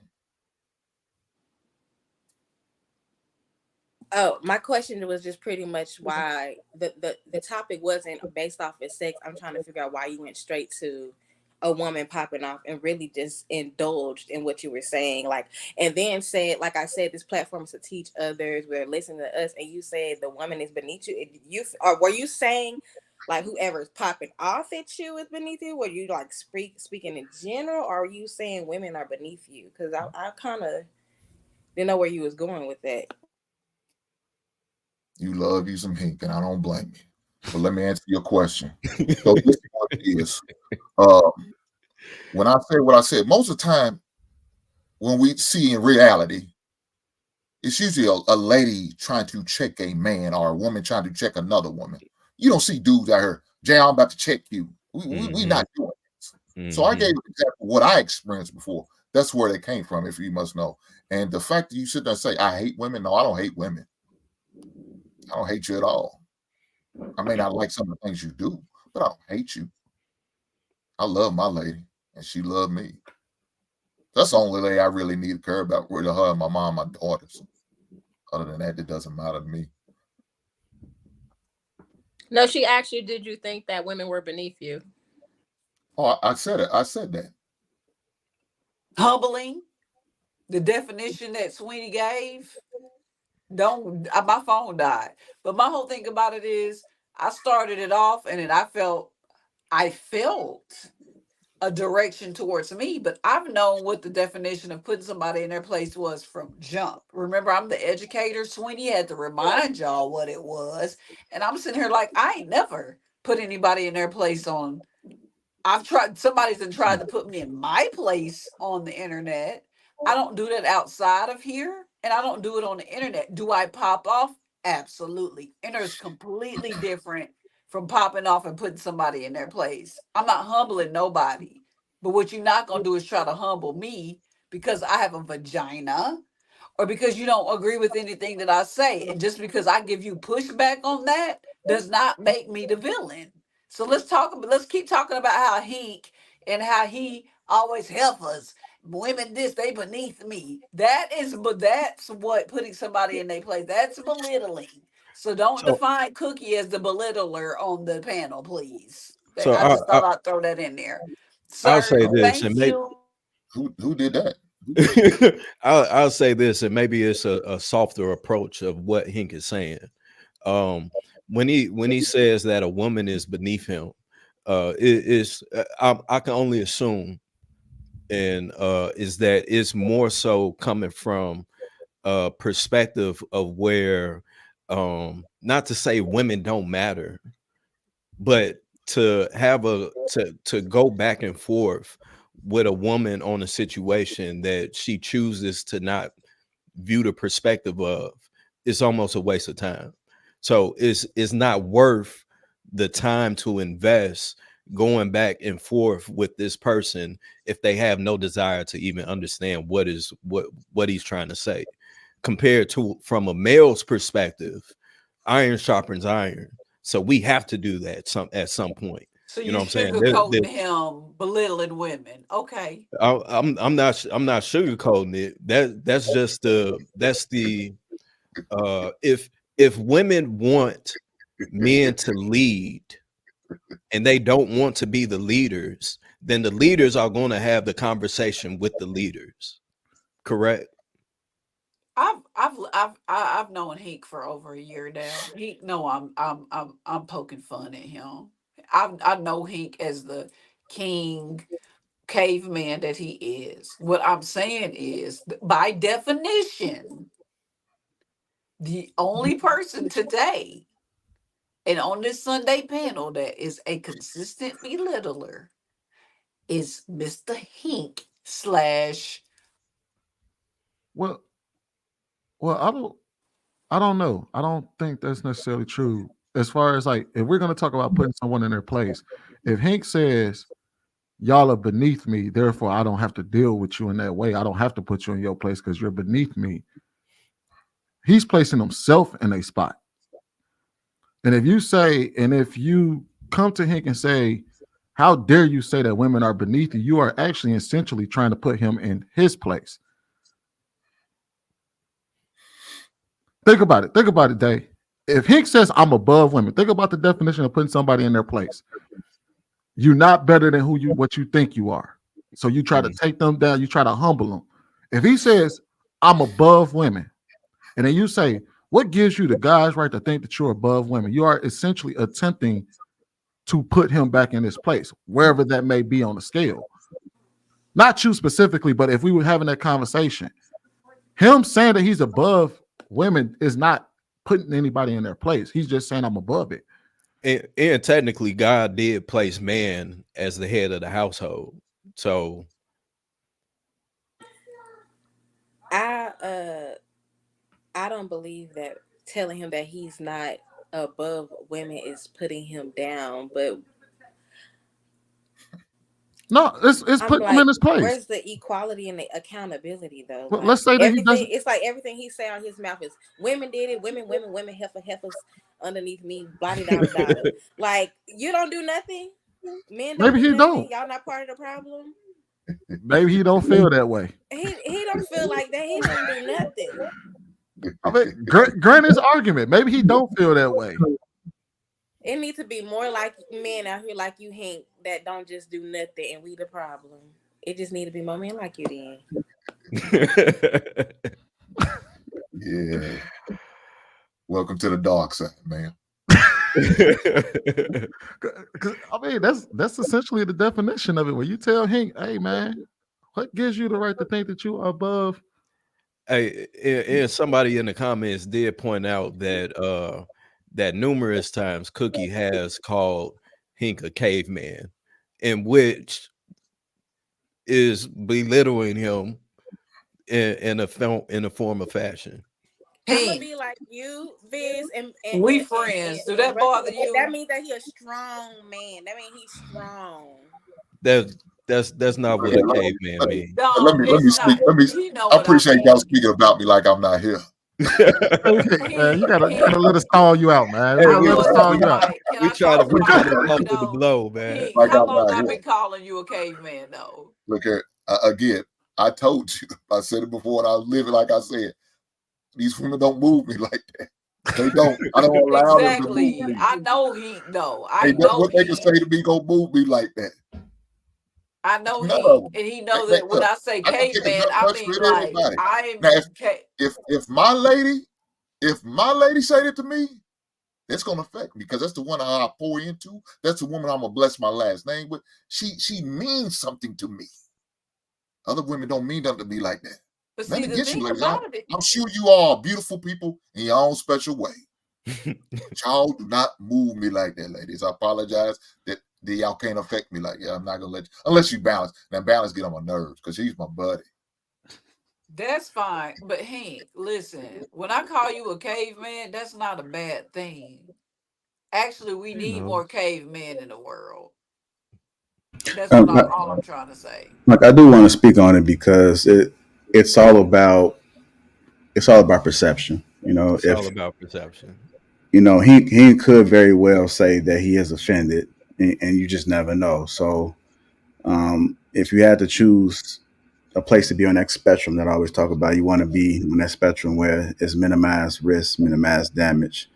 In most cases, I mean, sometimes you might have to take the risky route, but we can argue and say the same thing about I'm gonna put you in my place. I mean, some women say that they like to be put in their place, and then some women look at it maybe in saying that that's extremely offensive. Like, how could you ever say that? You know, like, where's the equality and so forth? So I Some think you women just get got, turned on by yeah, it. yeah. I think you just got to be mindful on how you use words, because not everybody go by the definition. You know, somebody Hmm. go by how off of feelings, and they never did look the word up. And then you might have to educate them, might have to teach them what the word is, but it still may not apply to them because that's not their definition and how they apply it to life. So it's one of those things that's complex, and everybody don't view it the way you do. And so that's why you can only truly be concerned about the people that's around you, or the people that you got associated with, because you're not going to be able to change everybody's appetite. Yeah. You know, I, sometimes it is what it is. So I'm only saying that to say is, you know, don't think that just because you view it that way, he has to view it or it's okay. right. Sometimes we think we know people, and it may be bothering them, but they just ain't said nothing because they It just could wasn't brave enough, or they didn't have the balls to like rebuttal it back or make a formal complaint. it could just be a part of their YouTube character as well. Now, I got a question for Sweeney. Um, where did you Thanks find for the that zest. We needed resource? zest. Where did you find where did you find the definition for uh that? I just typed in "put someone in their place" meaning, Right, and but what platform was it on? Merriam-Webster, uh, Collins Dictionary, um, and then I think Cambridge Dictionary kind of alluded to the same thing. I just Mm, started hitting links to kind of see if I can come up right. with a consensus of what that actually means, like if it's multiple different definitions to it. So I just started clicking around, and it pretty much said all of them said the same thing. Interesting. Which I think, to your point, it applies in certain areas where it's actually a matter of importance, and then other areas is kind of alludes to what the person in the video is saying, whereas you really can't put someone in their place. You know what I mean? You have to be able to only control yourself. So I think it's valid in certain situations. I think in other situations it's kind of invalid. What was the part where it said the humble? Let's see. I think that was under the Collins Dictionary one. If you put someone in there, yeah, it's under the Collins link. collinsdictionary.com. If you put someone in their place, you show them that they are less important or clever than they are. Hold on, wait, maybe that wasn't the one. Damn. Oh, yeah, and right underneath that in American English, to lower someone's self-esteem, humble, especially an arrogant person. And then they gave a Humble and arrogant person. yeah. I think Well, no, again, it says to lower someone's self-esteem, humble, then comma, especially an arrogant person.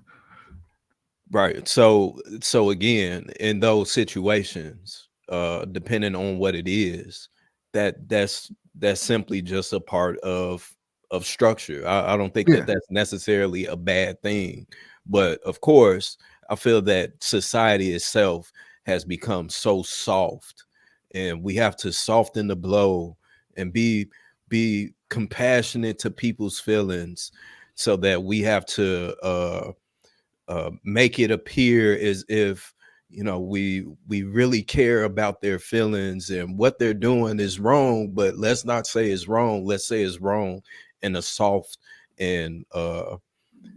a soft and feminine way, much rather than it just being uh what it is. If you're not within this part of the conversation, if you're not an adult, like back in the day, if when we was kids, I don't know how old everybody is, but when we was kids and there's grown folks talking, kids would walk in and get out of here, go back with the kids, grown folks talking. That's putting kids in their place. Mm-hmm. Yeah, I think, and that's why I say I think we actually in agreement, because when you actually mentioned the father-son dynamic, I was like, yeah, there are certain structures where it's valid, most definitely more valid than not. I think the question is, because you talked about society wise, when people were free to no longer adhere to being put in their place or humbled, are they willing to go back? Because we moved on as a society where that is no longer a thing. People are no longer being put in their place. Actually, everybody's being told that their feelings are valid, that their arguments are valid, that how they speak and walk the earth is valid. The choices that they make are valid. Are people actually willing to go back to a place where there was a natural order of things, where you would get put in your place if you stepped out of line? Or is it just simply a situation where people don't like being put in their place until it's time to put somebody in their place? We a participation trophy era. Yeah, no, I think that there will be a demographic of people that will continue to uphold that standard, and the rest of the world is going to continue to do what they're doing now. Okay. Yeah. So. All right, y'all. We got to get to this main topic. Let's go ahead and get to this main topic. But before we do, hit the like button. Also, make sure you subscribe to the channel. Trigger Mike will be live tonight. He's going to be discussing the impact of black dads. The impact of black dads is going to be 8 p.m. Central tonight, 9 p.m. Eastern. So you make sure you guys tap into that tonight. Let me go ahead and get to these super chats and then right into the main topic. Dante Henry says a high form of intelligence is to respectfully entertain a position, even if you don't agree with what's being said. Into the Black Dragon $5 says you have to check people all through life: the bully, the class clown, the talker, the Karens, and all types of disrespectful people. Leah 499 says, Cookie, your soul is glowing. I believe your answer was silence. Main character energy, Cookie. Hashtag keep wrinkling foreheads. Big Banner 44199. He for president. The dark side matter. Fist pump emoji. 100 emoji. AP with the big bucks. Thank you, sir. The AP accountability partner. $50 showing some love. These are important conversations. Sweeney Hink, Viz, JR. Strong men in a space. Salute. And lastly, we have Ikene. $5 going on, my brother. When you put someone in their place, it signifies that the individual is operating out of bounds or stepping out of their defined role. Know your role. Know your role and shut your mouth. Well, and I just asked him a question too. I wonder if he's gonna respond to me. What happens when those roles break down and deteriorate and is accepted by the majority? All right, Ikene, that question is for you. If somebody can't type it in the I typed it in there. I just wanted to, Okay. See, the problem with people don't understand when they watch these shows is there are no roles with people that I know Hink, I know Sweeney, I know Shane. I've been on shows with these people, but as far as roles go, to know your role, ain't no role. There's no role. What are you talking about? We on a panel.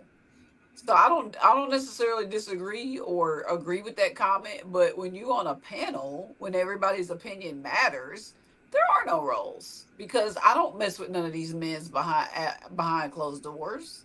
So these are just men that I'm having a conversation with. So what roles? So that's why I said that I have different life outside of YouTube and on YouTube, because on YouTube, these men have no role in my life.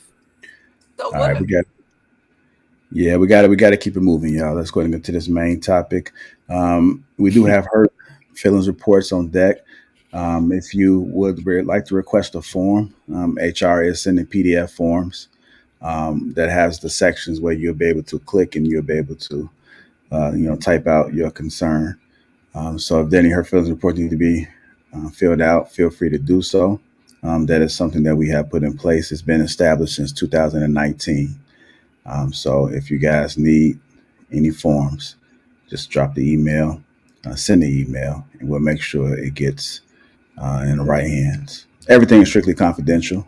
This is a safe space as well. So if anybody wants to open up, feel free to do so. All right, let's go ahead and move on. Y'all ready? Y'all good? Shane, you okay? Man, Shane got that glow over there. We see you. see you. All right, here we go. Main topic of this early afternoon. Shout out to Justin Fields. How poor listening contributes to conflict. How poor listening contributes to conflict. Let me go ahead and play this video. This is right at the alley. See how I lined all these topics together, man? This is just right on cue, man. We're going to get some learning today, man. So hopefully after this discussion, we'll have better panels, right? Hey, that's why you the GOAT. I appreciate it. That poor comprehension is one of the greatest contributors to conflict. Not feeling heard is one of the most frustrating feelings we have, and people will literally compromise their character to feel understood during conflict. It's one of the key reasons we yell and scream. People genuinely want to be heard. But it's more than that, because people can hear without listening, and they can listen without comprehending. So what we really all desire is to feel understood. And one of the biggest mistakes we make as listeners is that we withhold understanding for disagreement. So we only take the time to understand something if we agree with it. And what's crazy is that most of the time, our disagreements are a result of a lack of understanding. So if we would just take the time to develop a deeper understanding of an issue, we would actually be able to debate the merits of our own positions more effectively. But we live in a world where influence feels like manipulation, and we're afraid to change our thinking. And this rigidity has robbed us of intellectual discourse that's designed to make us well-informed. But conflict resolution is a skill that's reserved for the intellectually secure. And if you want to improve your conflict skills, you have to be willing to hear, listen, and comprehend other positions, even if you don't agree with them. Allowing others to feel understood minimizes defensiveness, it demonstrates respect, and that's what opens the door for consensus despite contention. Did you know that poor comprehension is one of the greatest contributors to conflict? Not feeling heard is one of the most frustrating feelings we have, and people will literally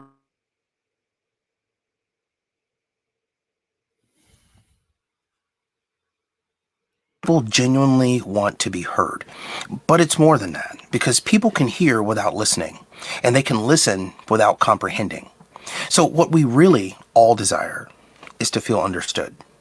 And one of the biggest mistakes we make as listeners is that we withhold understanding for disagreement.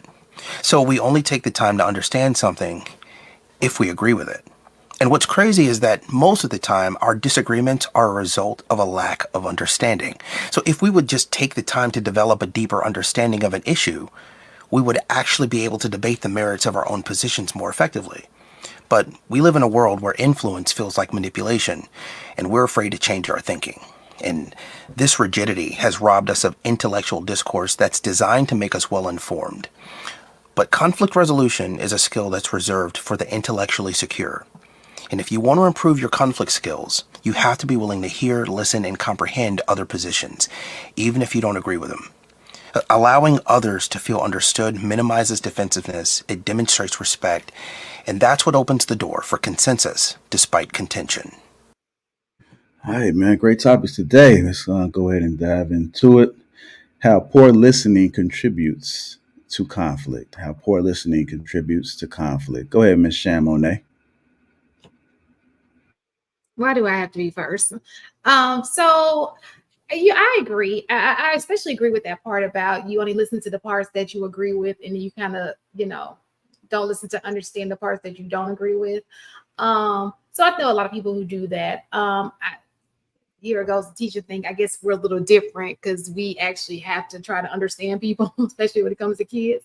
But I mean, there's nothing that he said I didn't agree with. You got to come back to me so I can get my thoughts circulated. But that's all I got for right now. But please come back. Okay, I see you have a complex mind. Go ahead and finish processing, Ms. Chamonix. Let me go ahead and go to Day West. What are your thoughts about that, man?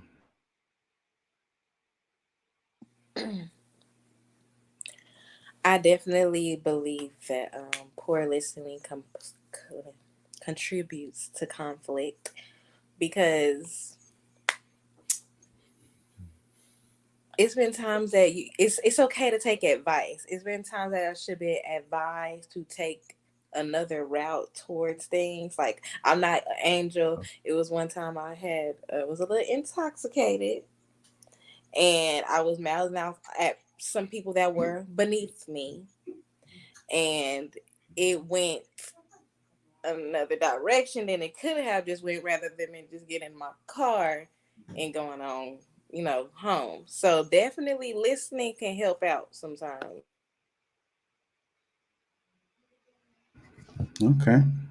You said people that were beneath you, Correct. like children. Like human beings. I did not say no sex exactly. I didn't say men. I didn't say Mhm. women.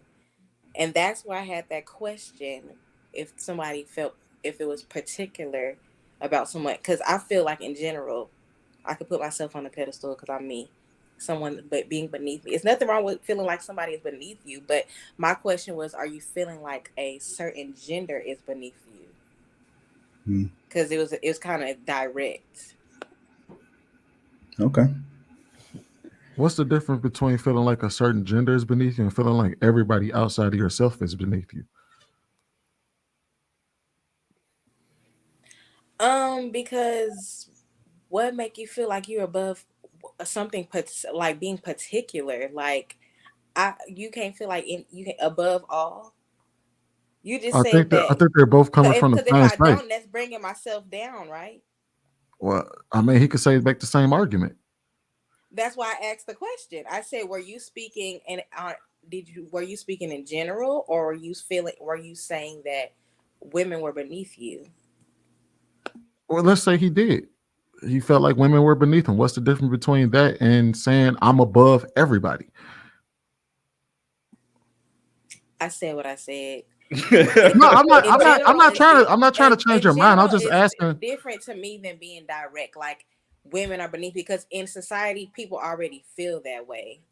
Like feeling like you putting yourself on the pedestal, saying somebody is beneath you or something is beneath you, is nothing wrong with that. But being particular, like a woman is beneath me, is giving, like I said, it's giving Arrogant. hate.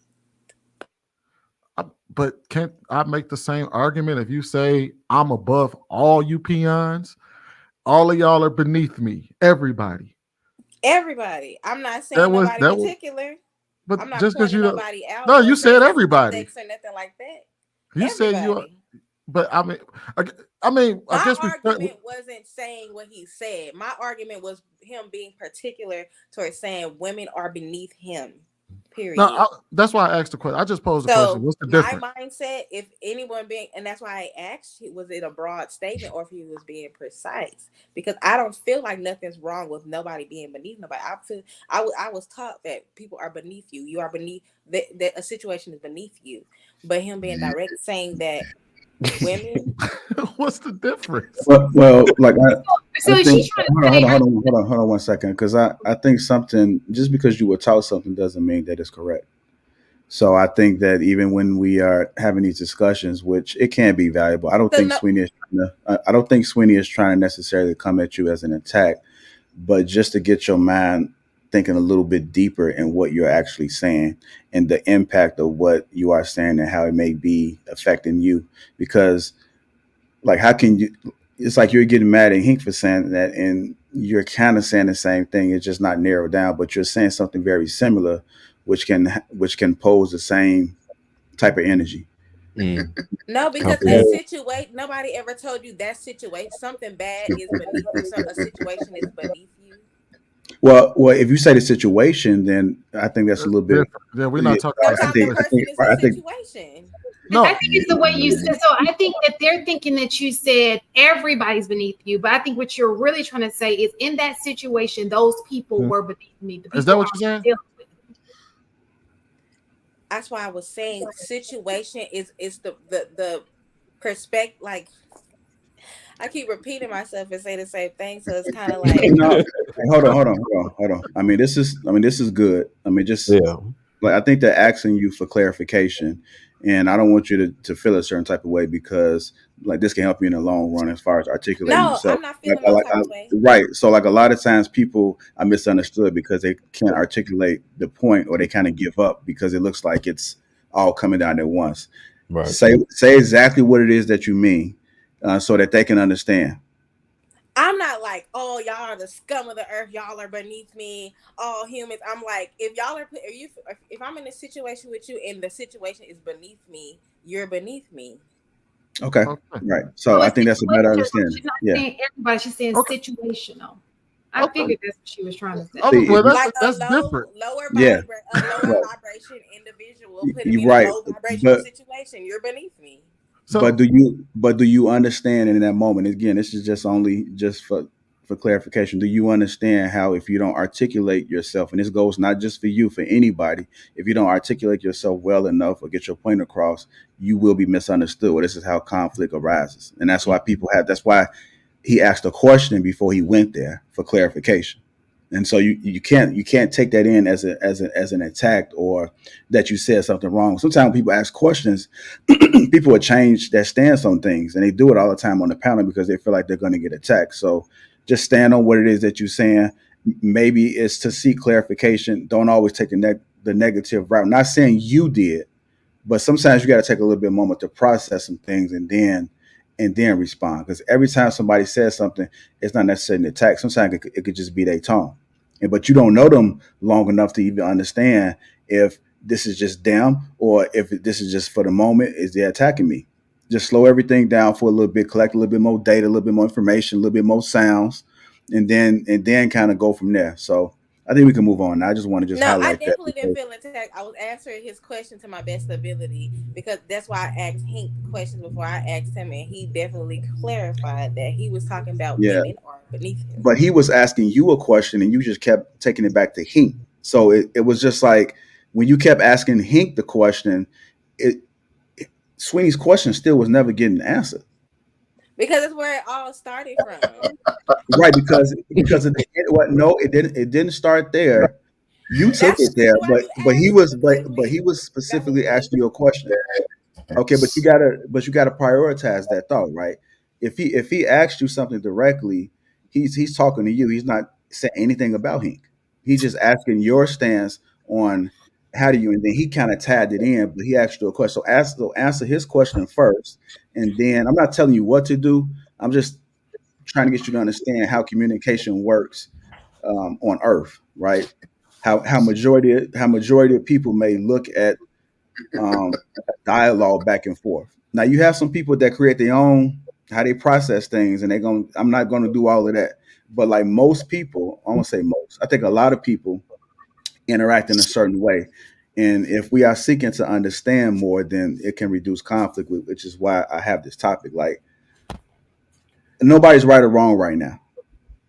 In this moment, we're just saying how exchanges happens and seeing how we can get better at communicating. But we also got to get better at listening and understanding. It's just not everybody can talk and they cannot be saying anything. But if Mhm. you articulate yourself in a certain way where it reaches that person, then you can be understood, and then maybe some growth can happen after that. But they first got to understand. If you're just talking and you're not even paying attention to see if Swink or Henny is even engaging what you're saying, then how could you know if they understand it? Some people just be talking and the crowd is zoned out. Everybody falling asleep up in the congregation because it's boring or you're not saying anything. It happens all the time when people just ramble and then you see people scratching their head. Start looking at the clues. People scratching their head. People are confused. Sometimes you can't talk in the air. You got to look at your audience and see what it is that they're giving you because you might got to do an audible at that point, or you might have to go read some more books to get a little bit hip to understand how to articulate yourself better to be able so that people can understand. So communication is just so many sectors in communication that I don't think that we understand. And so this is not an attack. This is a learning moment for everybody, including myself, because I had to learn that. I had to pay attention to folks, and I just wanted to keep talking and not even listen to what people were saying. So, Mhm. so as long as I don't invalidate their feelings, I can understand your feelings, but I don't have to agree with you. Mhm. I'm not going to sit here and argue whether you felt that way because you might feel that way. I might have came off that way.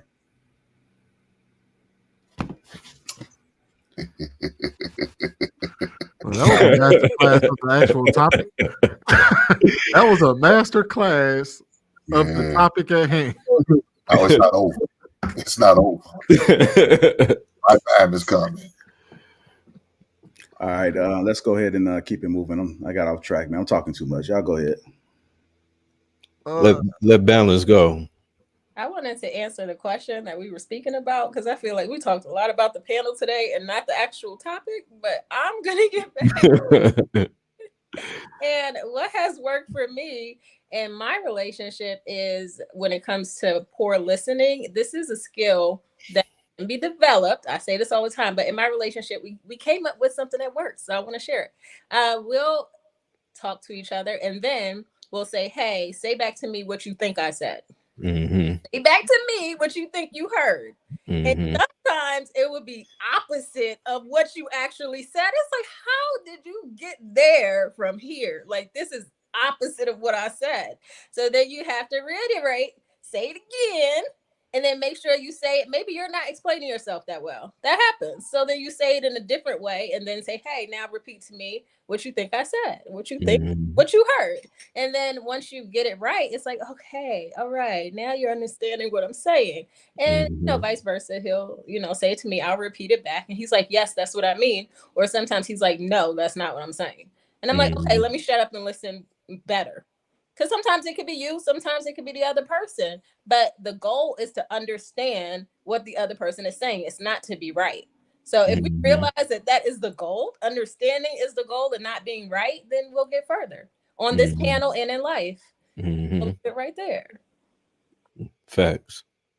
Yeah, I think she just hit it on the head. I think majority of people, they go into conversations with the intentions of being right, much rather than understanding and comprehending.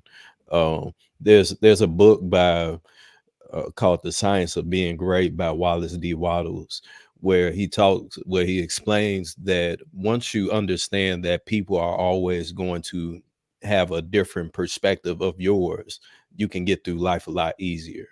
Because now there's no intention or desire to have conflict. Now you're just taking in whatever information it is that they're giving you, analyzing it, and then applying it in whatever type of way. So I think that contributes greatly, because people go into these conversations with the intention of fighting back, putting up some type of rebuttal. Oh, that's not true. Blah, blah, blah. You know what I'm saying? And it just goes off into a whole other world where now we can't even have a conversation. Now we arguing, now we going back and forth. So I think that going into conversations with the intention of understanding the opposite side will save everybody the headache and confusion that we see every single day. Yeah, I think that's a good point. One of the things that I do too is I kind of size up what I'm dealing with too.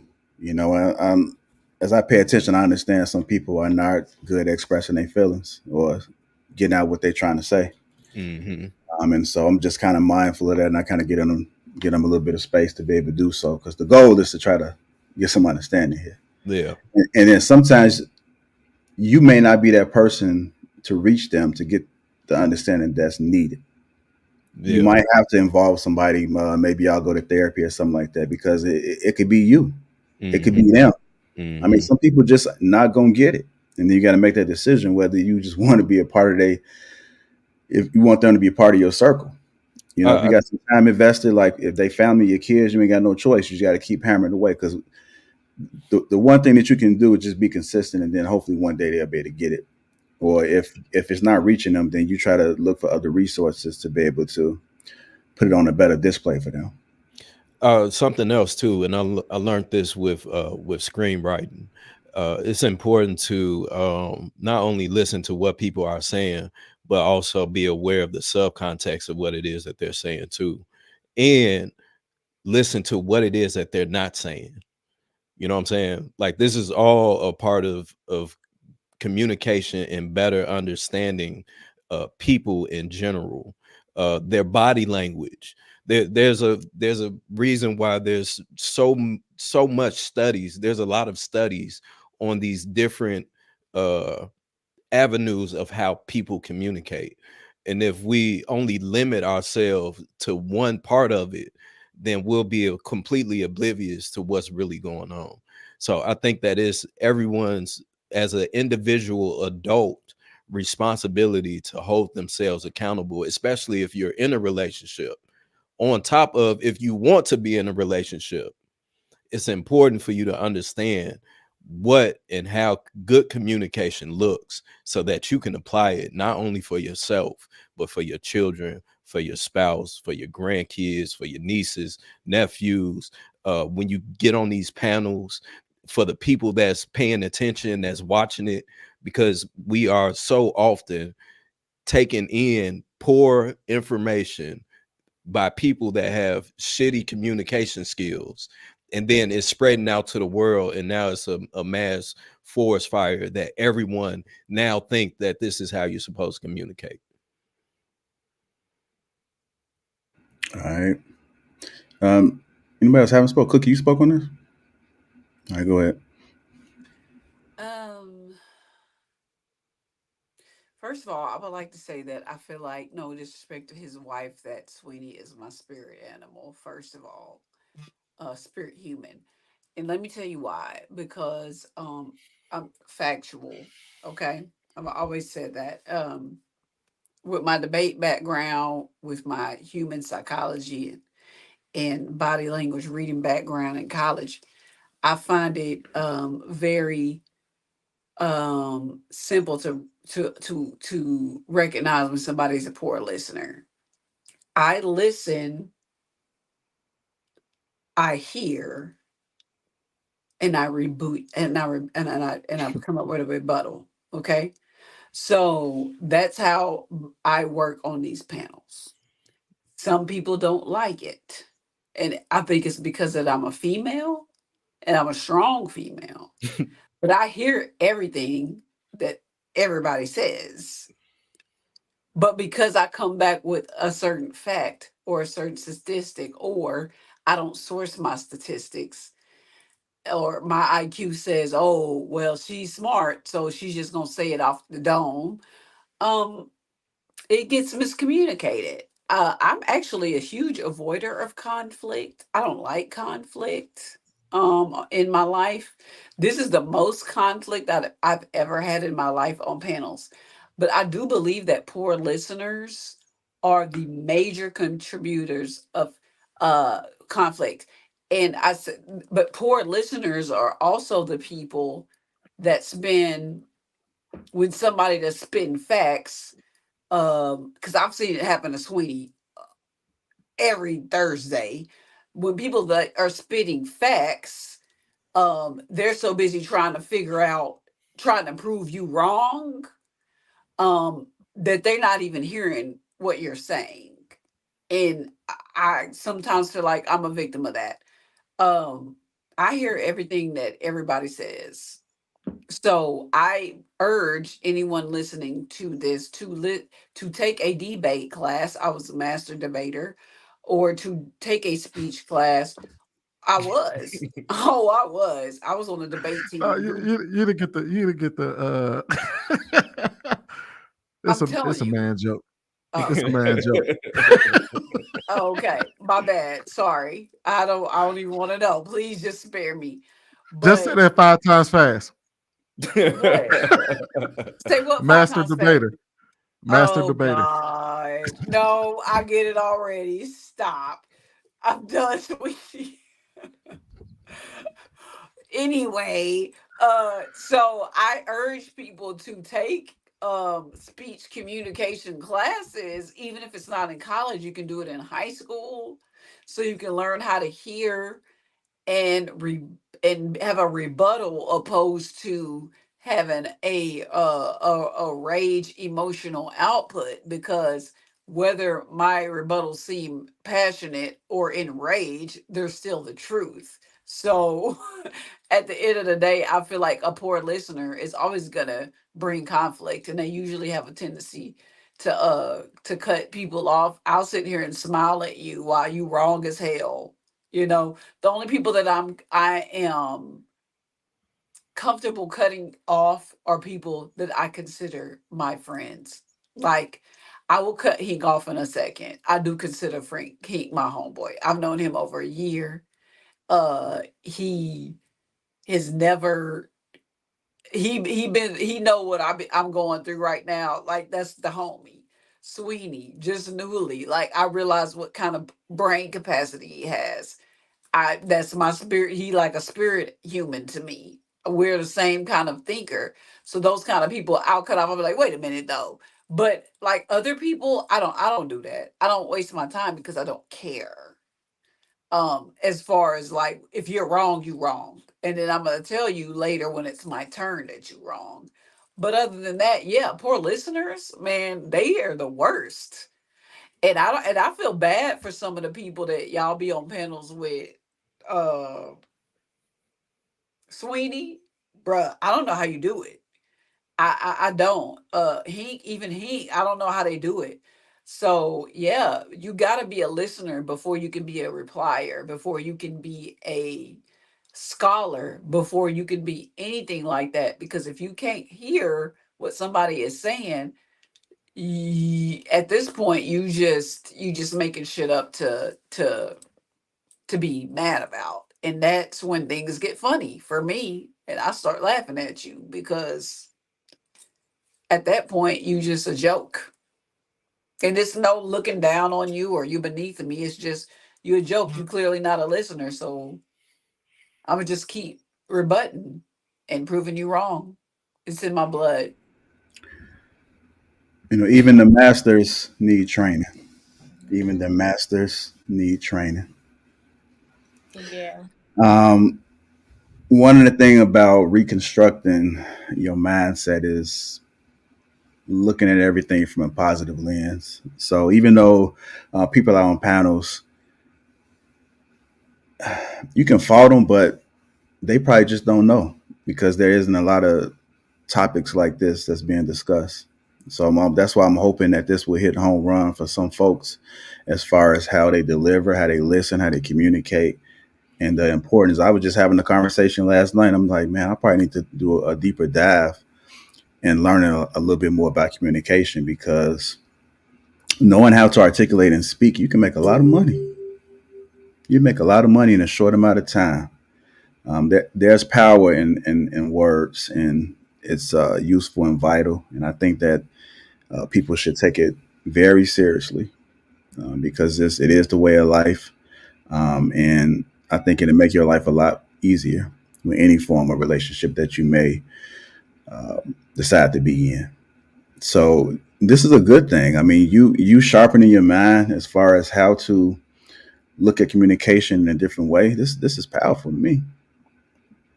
This is the real gem. This is the real game. And even with us having this live right now, some folks don't care. They're gonna hit the next video and keep watching, and they're not gonna retain any of this information. But for the folks that need it and they want it, you might want to put this up in your arsenal. You might want to take it a little bit more serious and um, try to find the value in effective communication because there's a difference. So either way, everybody speak on it. Make sure No, I didn't get a chance to talk. Oh, my bad, Hank. And I think Shane wanted to say something again because she needed to come back to her. Yeah, But she do. She can go first. Go ahead, Shane. Oh no, I think balance kind of hit it on the head. I kind of do the same thing. Whenever I'm having an argument, I like to recite. So for me to make sure, because I know when especially when I'm in love with a man, right? If something happened, I'm emotional. I'm not one of those lash out people, but inside I'm emotional. So if he says something, I like to repeat it. So I was like, so you're saying, and a lot of guys, what'll happen is like, no, that's not what I said. I'm like, but that's me asking you, is that what you're saying? That way you have an opportunity to correct me if I'm not hearing you correctly, because I do want to understand what you are saying. And I know for me, sometimes when I'm emotional, it doesn't come out. I'm always a nice person, not a lash out person, but my words don't come out the way I want them to. So I like people to recite to me, what is it that you think I just said, so I can make sure that we are having that. This just happens to me like Wednesday. Well, and instead of saying, so you are saying, maybe change it up a little bit and say, I heard what you said, but just to clarify so that I'm understanding, are you saying this? So I think if you present it a little bit differently, it won't come off as so you're saying, Right. You're because right. it's almost like this is what you're hearing, but you're not saying that's what you're just seeking clarification. I think if you just word it a little bit differently, Yeah, yeah. And so that was our first argument. And so because I said that, now he understood what I'm saying. He said, oh, okay, let me just, but you're right. I need to use better words. And that phrase would have been a little bit better than the one that I had. But when you Another part too with women, and I think this is something that happens consistently with between men and women, is the tone that women would use sure. to their spouse. Is one thing to say, okay, well, is this what you're saying, compared to, well, it sounds like you saying, you know what I'm saying, like that.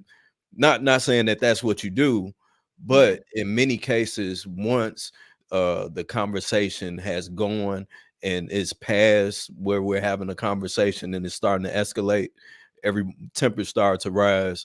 The tone in which the expression is being made, it tends to start to go awry, and that then makes the man become more defensive. I think that another part of it too that women forget is that if we're in a relationship, we're having a conversation, and I can sense you becoming aggressive with me, it's almost, in most cases, in men, it's their natural instinct to become aggressive as well, depending on the man, depending on what the conversation is, the topic, whatever the case may be, because that's what men are. We have to go out into the world, and sometimes we have to be aggressive.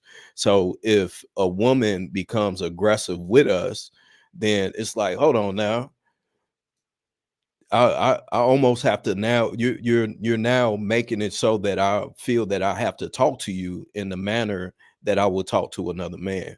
You know what I'm saying? Because you're taking that approach with me as if you're a man as well. See, can I please, can I go real quick? It's not long.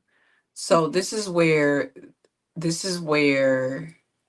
panels and personal life get misunderstood, because see, with a man that I'm intimate with and a man that I love and care about will never ever get a debatable side of me. I'm going to always be soft, and I'm going to always be that woman that is, I need you to listen to me type situation, like Turner Classic Movies.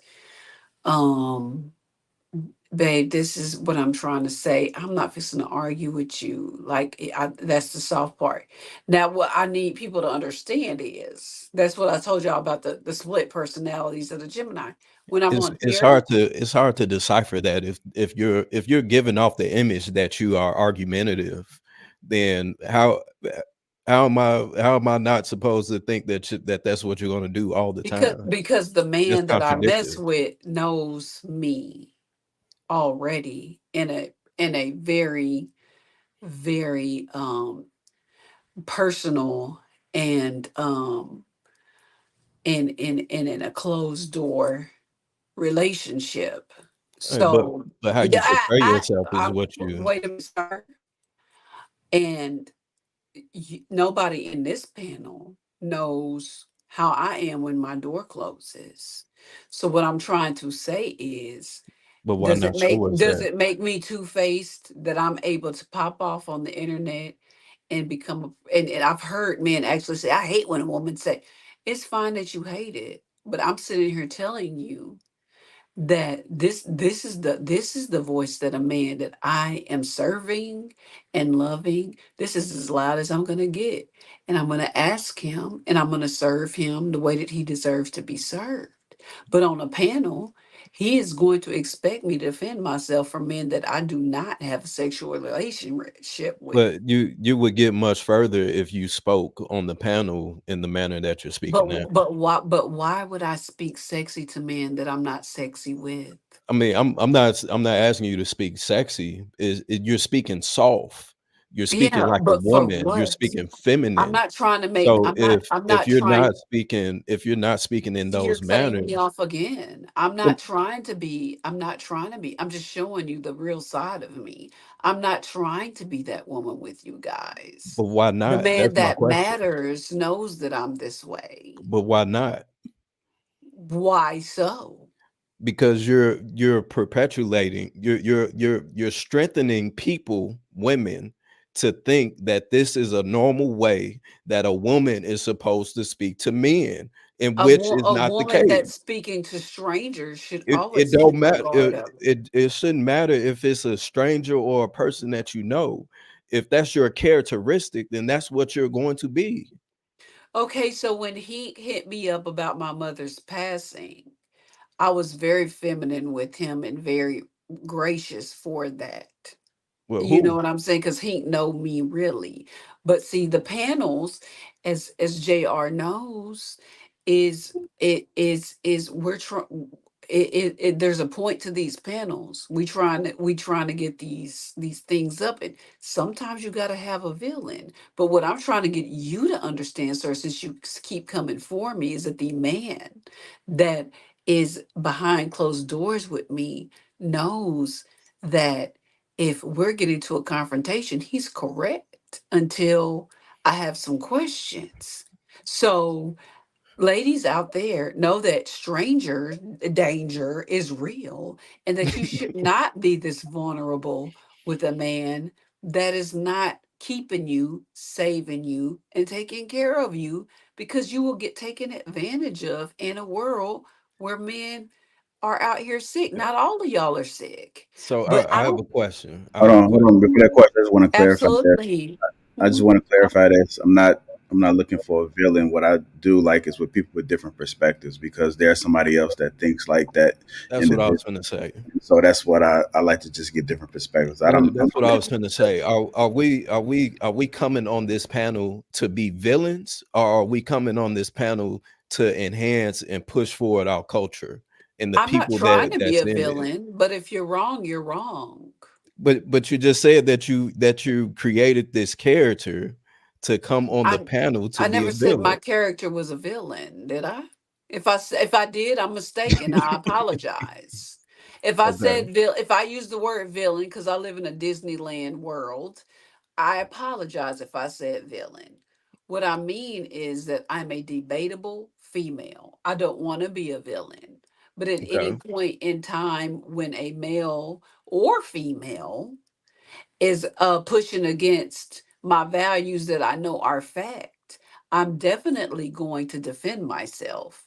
Now, the way I defend myself on a panel and the way I defend myself at home is completely and utterly different because I don't know you. Now, once I get to know you, like I said, he hit me up about my mom, and I was very soft. Thank you, Hank. I'm in distress, damsel in distress. And he asked me if I needed anything, let him know out of respect for his woman. It wasn't on no creepy stuff. He just know that I lost my mother, and I was like, I will let you know. There was nothing, and that's just the Disney princess in me. Yes, it is possible for a woman to be one part on in the internet and another part with a man. That's just that she cares about. That is just what it is. And y'all can call it two-faced if you want to, but I'm here for fun and for conversation. So at the end of the day, the man that counts knows who I really am. Well, I will say this. Me personally, I try to what y'all see is what y'all get in real life with me. I'm about as authentic as I can possibly, it's safely possible. Because there's things like you don't necessarily supposed to reveal online regarding personal life. But who I am, the uh the things that y'all actually, that y'all say about me are true about me in real life. I'm not, this is exactly who I am. Before I ever came on the panel with Jay, I used to yell at my TV screen all the time. I will be having arguments with each and every one of y'all on the panel, and I'm not on the panel at all. Like, that's that's who I am. So like the way that I come off, this is who you get. And sometimes it's likable and sometimes it is annoying as fuck. And I can be that a lot. But then sometimes it's a way that makes you say, damn, I see where you're coming from. That's why I think me and JR talked about this a whole lot. And this part of the reason why he began to bring me up here was because that's exactly who I am. I tell him all the time, who you got? He's met me in person. I'm the exact same person that I am on a panel. I'm argumentative sometimes. I can be intuitive sometimes. I can be ignorant as hell sometimes. I can be I can be a bona fide fool. I say some dumb shit. I say dumb shit all the time.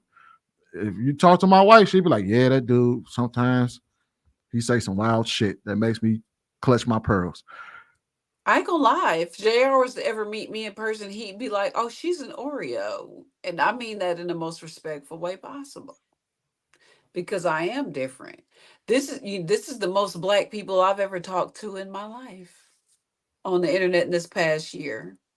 I'm just being for real. And yes, I can be very long-winded, extremely long-winded, and don't actually like to talk. That's the weird part. Yeah, my was this too on your mother too. All right, let's go ahead and get Balance and Shan Monet in there. I'm gonna go after Sharon. Go ahead, Sharon. Thank you, Balance. I was trying to what he was saying. So I'm always the person when I argue with somebody because sometimes men just think that women pop off, and sometimes men can be that, especially if you find them in something they did wrong, right? They get that tone, and that's how you kind of know they lying a little bit. And so when they be like, hey, I'm just calm down. I'm just asking a question. But the fact that he got all the way up here, kind of like, yeah, we already know where this is going. You already in defense mode. I'm just asking a question. You feel me? And so sometimes, and I agree, some women pop off for no reason, right? But you cannot expect a woman to be calm. If if you saw your man kissing a chick in the car, you expect her to be like, hey, baby, who was the girl that you were kissing in the car when I saw you at 2 o'clock in the morning? Oh, you didn't come home until 7 o'clock in the morning. Like, what?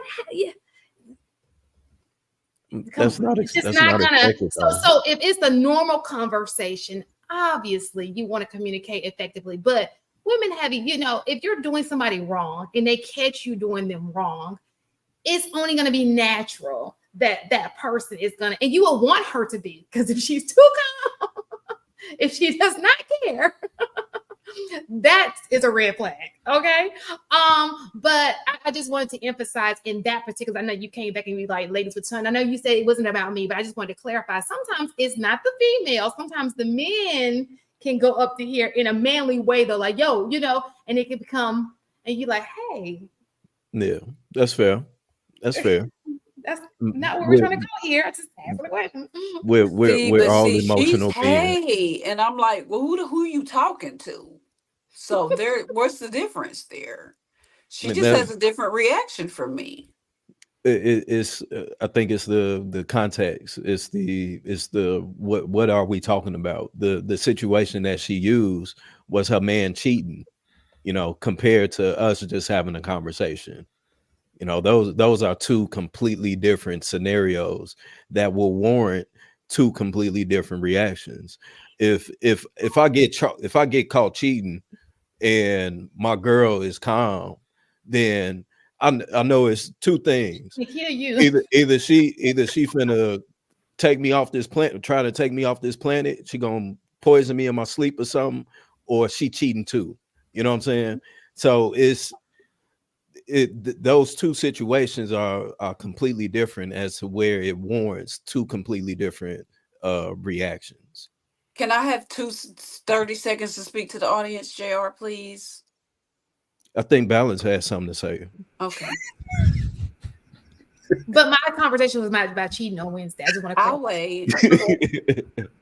I'm gonna finish the show like I would be talking to my husband or my man. I'm gonna say this, just I can only speak for myself. I'm the same woman 24/7. I don't care if I'm on the panel, I don't care if I'm in the street at home with my man. I'm the same woman.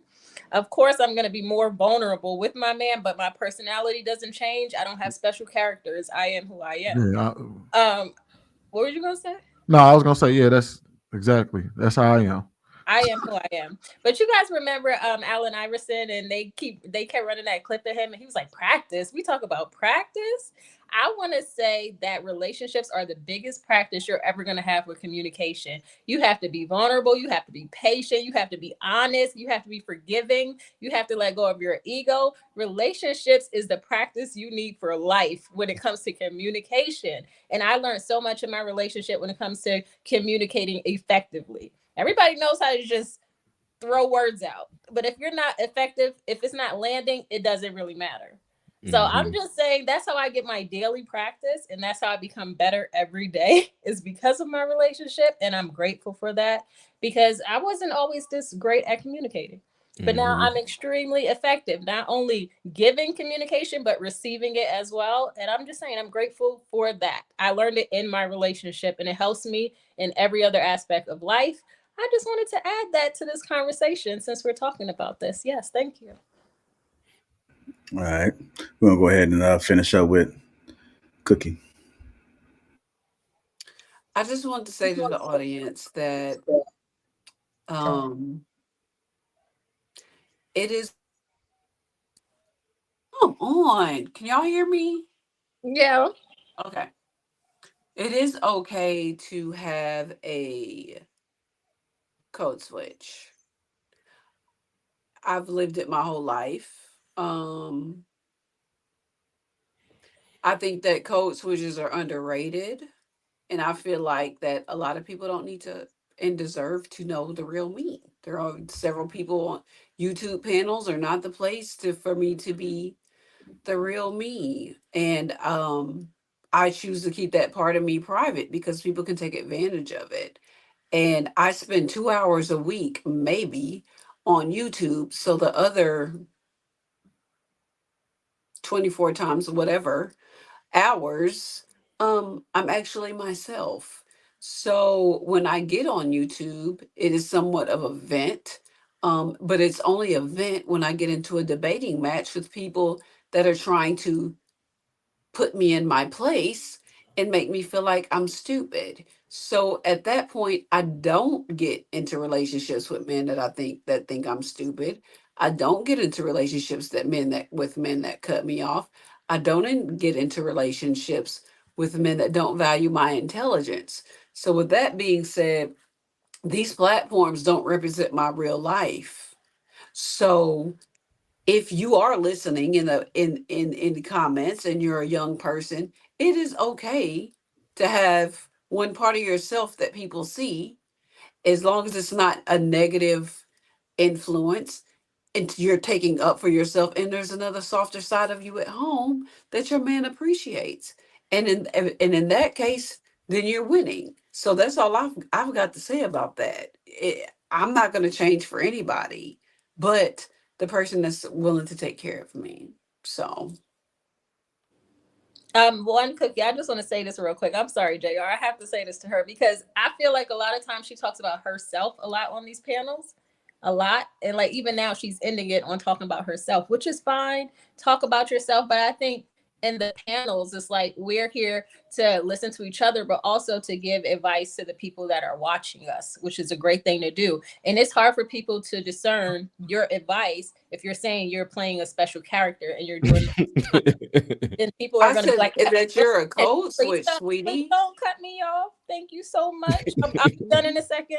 And I just want to say this because it would be hard for me to know when Cookie's being herself or if she's having fun and being a character right now. I don't know. And you're giving advice to kids and then you're saying, listen to this. But it's like, I don't know when to listen to you because I don't know when you're giving advice or when you're just having fun and being a character. So it's like hard to discern which is which. So if you're here for fun, then it's like, okay, I'm not going to listen to anything. You're just here for fun. But if you're saying you want to, one day you're here for fun and one day you're here to give advice, it's hard to discern that. So I'm just saying, I'm just saying what I've been thinking. So hopefully you could tell me what you think. I think that both are correct, and both are there's lanes. When you divide lanes from a behind closed doors with a man life, and when you have a life on panels with strangers, that there's okay to have a division in that life. Neither life am I lying. Neither person am I lying. The way that I react is the only difference. The way that I deliver is the only difference. The message is going to stay the same. I'm going to stick to the truth, and I'm going to say my truth, and the advice that I'm going to give is going to be the same advice as I would behind closed doors. It's just going to be delivered different. I owe none of these men, excuse me, I do owe Hank and I do Sweeney, that's my homie. They get a different treatment. But other than that, everyone else gets the raw truth. And when you're in a relationship, the raw truth needs to turn into a tender truth, or you'll be single forever. Am I lying? But the truth is the truth. It's how it's being delivered that's the difference, sweetie. Not what I'm saying. Because I'm gonna always speak the truth. Now, how I deliver it is what changes, not what I'm saying. Okay, so my opinion on this whole code switch thing is, like she said, it's like her characters, neither one of them don't, well, she was saying as long as your characters don't offend anyone or be disrespectful, but a lot of people do use code switching as a defense mechanism or to cope with things. Like, say you go to work or something, you tell yourself, oh, I'm such and such, and whatever somebody says towards me, they're not speaking to me, they're speaking towards the other person, so I can't take it personally because they don't know me like that. So that's how some people use it as coping. People use code switching all the time. You'll answer the phone, hello, like nobody on the panel should just be acting like they don't never kind of switch up depending on what there's what you know what I don't think that there's anything wrong with code switching, right? That's a natural thing. How you talk to your spouse is going to be completely different from how you interact and talk with your grandparents. How you interact with your grandparents is going to be completely different from how you interact with some random person on the street. The code switching is not the problem. That's not the issue. What I think is the issue is this being a genuine conversation of where what we're talking about actually matters. This isn't a game or a facade.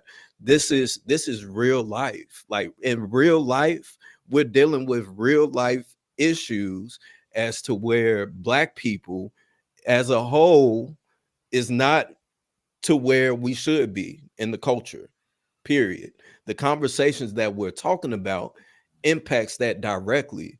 So if you're putting on a facade for a serious conversation, how can anyone take you serious?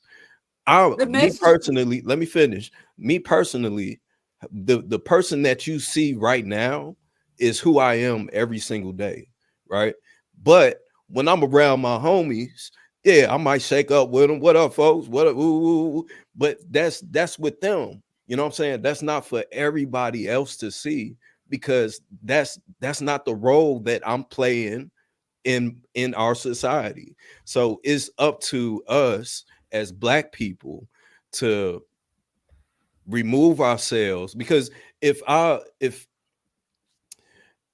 treated, I can't go about as a man, as a Black man, I can't go outside into the world knowing that I love Black women and act as if I don't love Black women outside.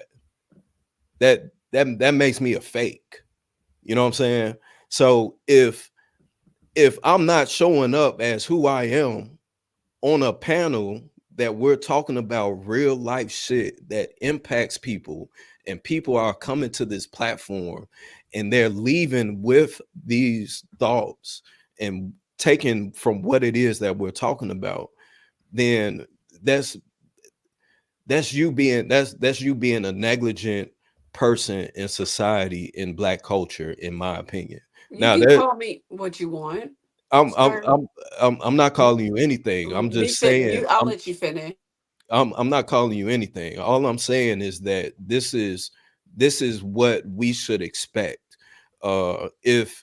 If you are going to be someone that is if your core self is someone that is soft and you talk like this all the time, it shouldn't matter if I'm talking to if I'm talking to a bum on the street or if I'm talking to somebody in church.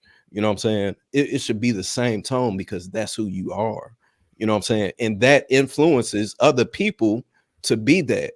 So if you're just going about just want to be the villain, not saying that that's what you want to be or do, but if you're going about creating a villain type character, then that's what people are going to take and run with.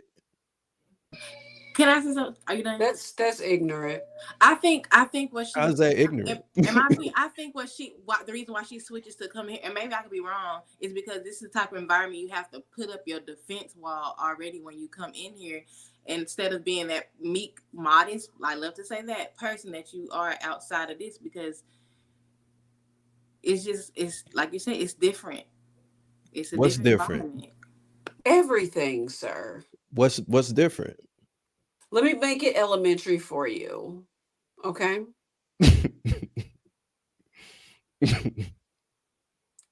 Anybody in the chat, listen, stand on your business. This is a business to me. Okay. When I go out on the basketball court and I'm yelling out plays, this is a business. When I go into my home, I turn into a completely different person. I can't bring Coach Cookie home. I can't bring Panelist Cookie home. Okay? Because you're standing on business. And when you are putting a message out into the world and you're passionate about that message, passion comes out. And it doesn't necessarily mean that I'm going to be sugar plum fairy to everybody on this panel. And I don't care, as long as the correct message is being sent. Like I said, my message is not going to change. The only thing that's going to change is my delivery. And if that is an issue, that is your issue. And I have absolutely nothing to do with that. But I stand on what I say, no matter where I am. How I say it is very different, and depending on where I am. It's not like I'm being a fake individual. It's just saying that in these types of environments, when people are cutting you off and talking over you, and you're trying to definitively give them facts about life and running stats, and people are calling you stupid or crazy or bitter, and you've learned that the only way that you're going to get your message out and for little girls to hear what you're saying and the truth is to maybe overtalk some people and be a little bit hostile. I'm willing to give that impression a little bit, but just know that on the outside of here, being like this with y'all is not going to get me anywhere. I'm never going to Okay. be heard. I'm never going to get my turn. So you just tried to cut me off as soon as I changed my voice. I Okay. just proved my point. You still trying to cut me off. So what I'm trying to say is, when you are in a position of power or in a position of job or in a position of politics, men are going to cut you off, whether you right or wrong, if you come in there sounding like this. The only man that get that from me is the man that's taking care of me. But the message does not change. That's what I need you to understand. The That's message never changes, sir. okay. So if you can't understand that, I can't express that any other way for anybody on this panel, male, female, dog, or cat. My message won't change. The way I deliver the message is the only way that changes. Do Okay. you understand that? All right. Are you finished? Yeah, I'm finished Okay. now. So let me just say this, and I think I missed a bit of the beginning of this panel, but I don't think that there was anyone that called you stupid. I don't think anyone overtalked you. I think this might have been one of the most chillest panels that I've experienced I'm not talking thus about far. this panel. I've Right. been Well, paneling for let me over finish. a Now year you're over though, talking me. What happened with that? What happened with that? because we on a So, panel. You're and not you my still man. going, and you still going.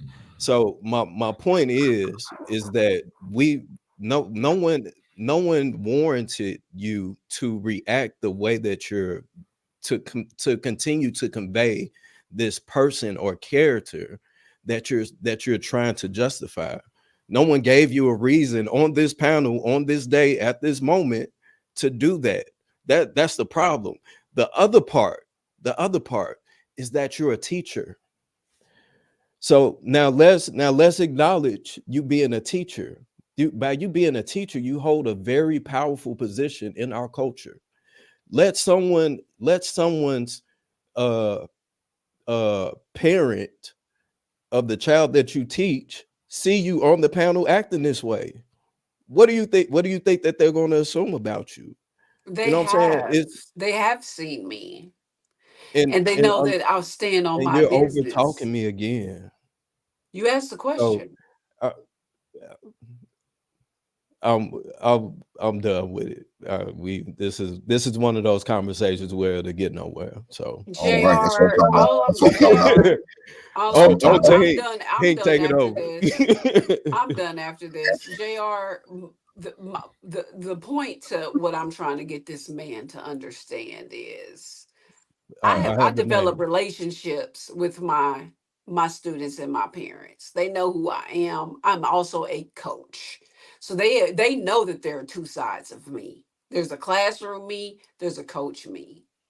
And I do not let my kids watch me on YouTube. As a matter of fact, I block them. They don't even know how to find me on YouTube. Why even be that person? Like there's Pause.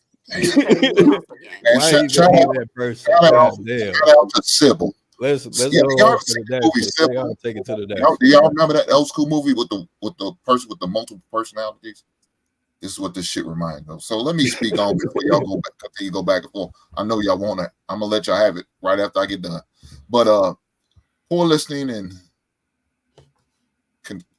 contribute to conflict. I agree with that.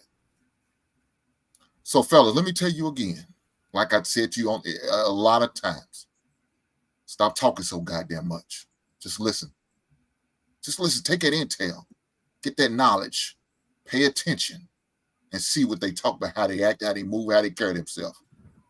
And right then and there, that's going to let you know either do you move forward with the relationship or you need to get the fuck out of there. And I mean sprint. Because when you hear individuals talking and they not on what you're looking for, don't waste your time. Don't invest no more time, money, or energy. Don't do it. Because that investment you're making in, it's a money pit. It's a bad investment.